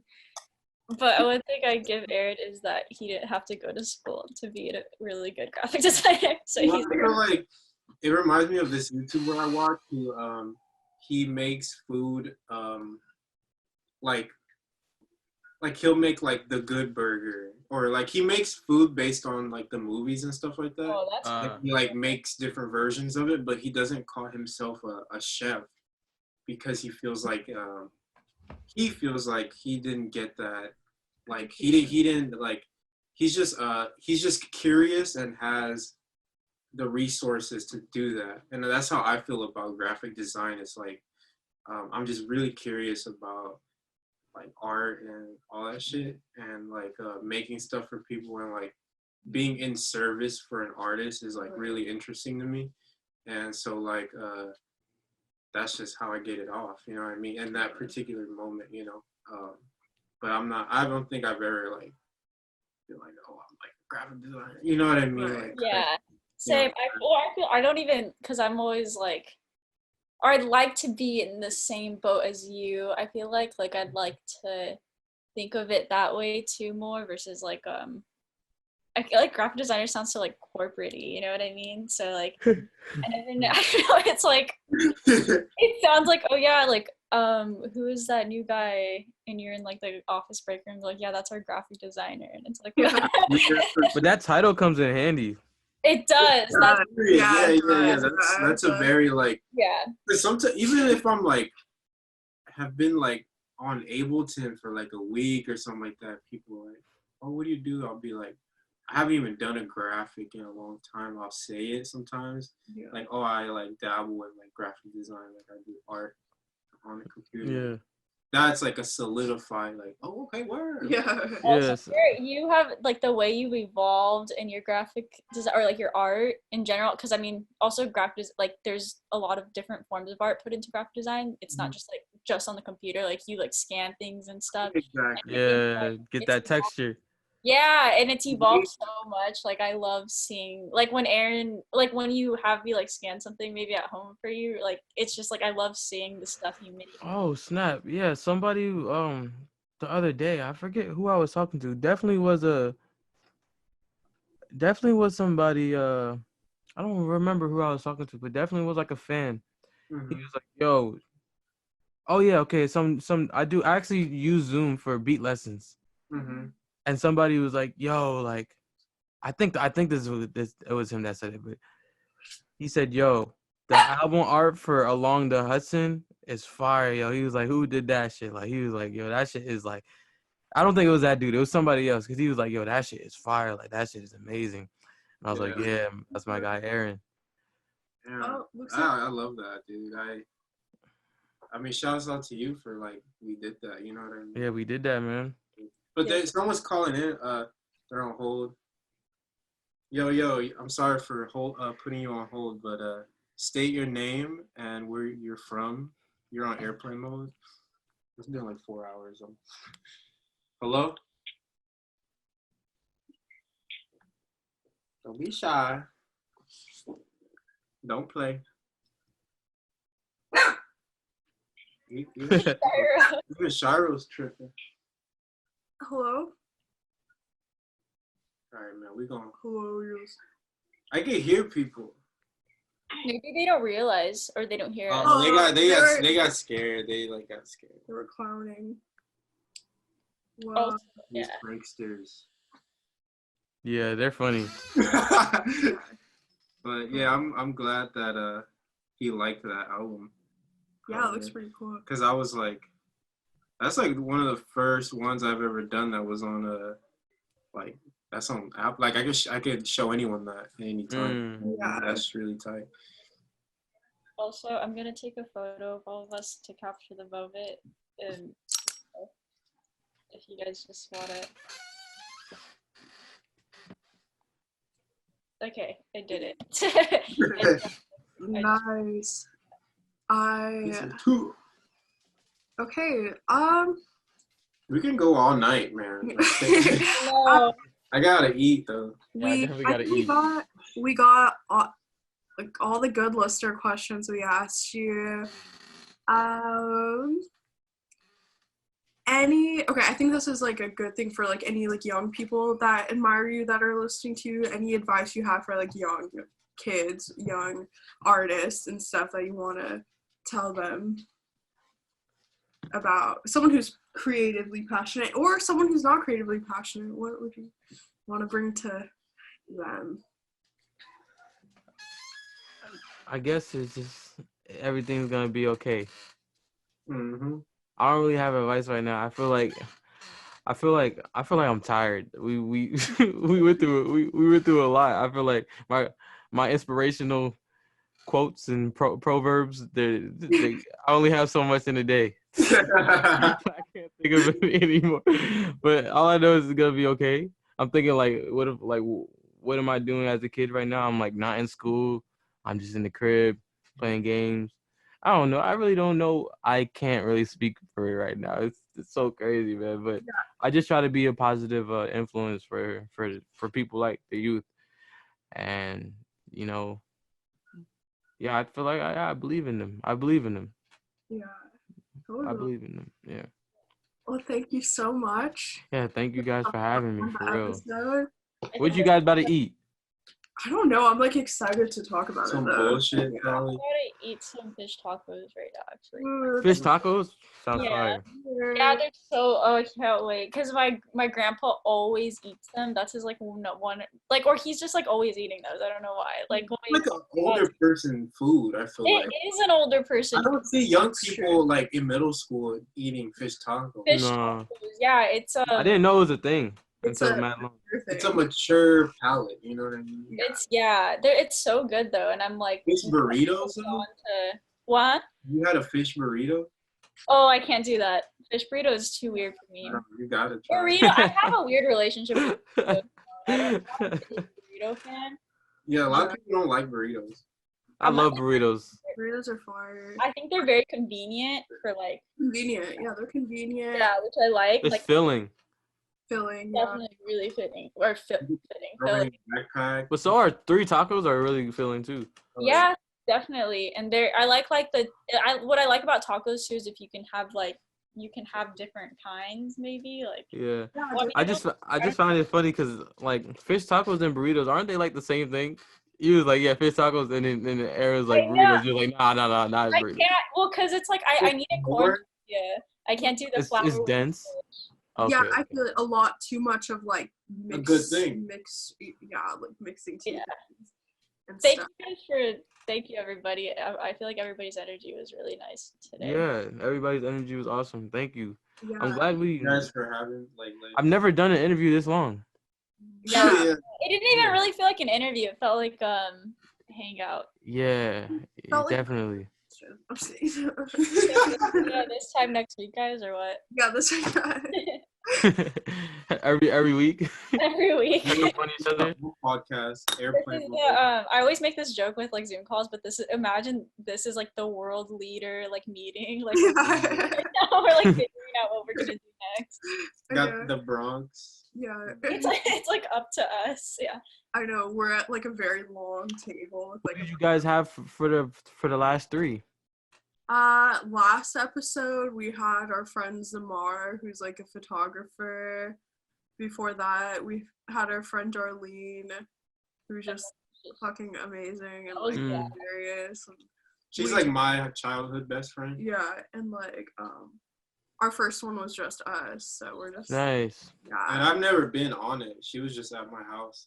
Yeah, I was just like, What am I doing? Lay I down, feel like you know what I mean? we wanted for this episode, since we can't, like, we're not doing it in person, like we wanted to like just make it like a different experience, I guess. Yeah. Like because we're at home right now, so I feel like anybody could just like watch this and just like chill out or like, Yeah, true.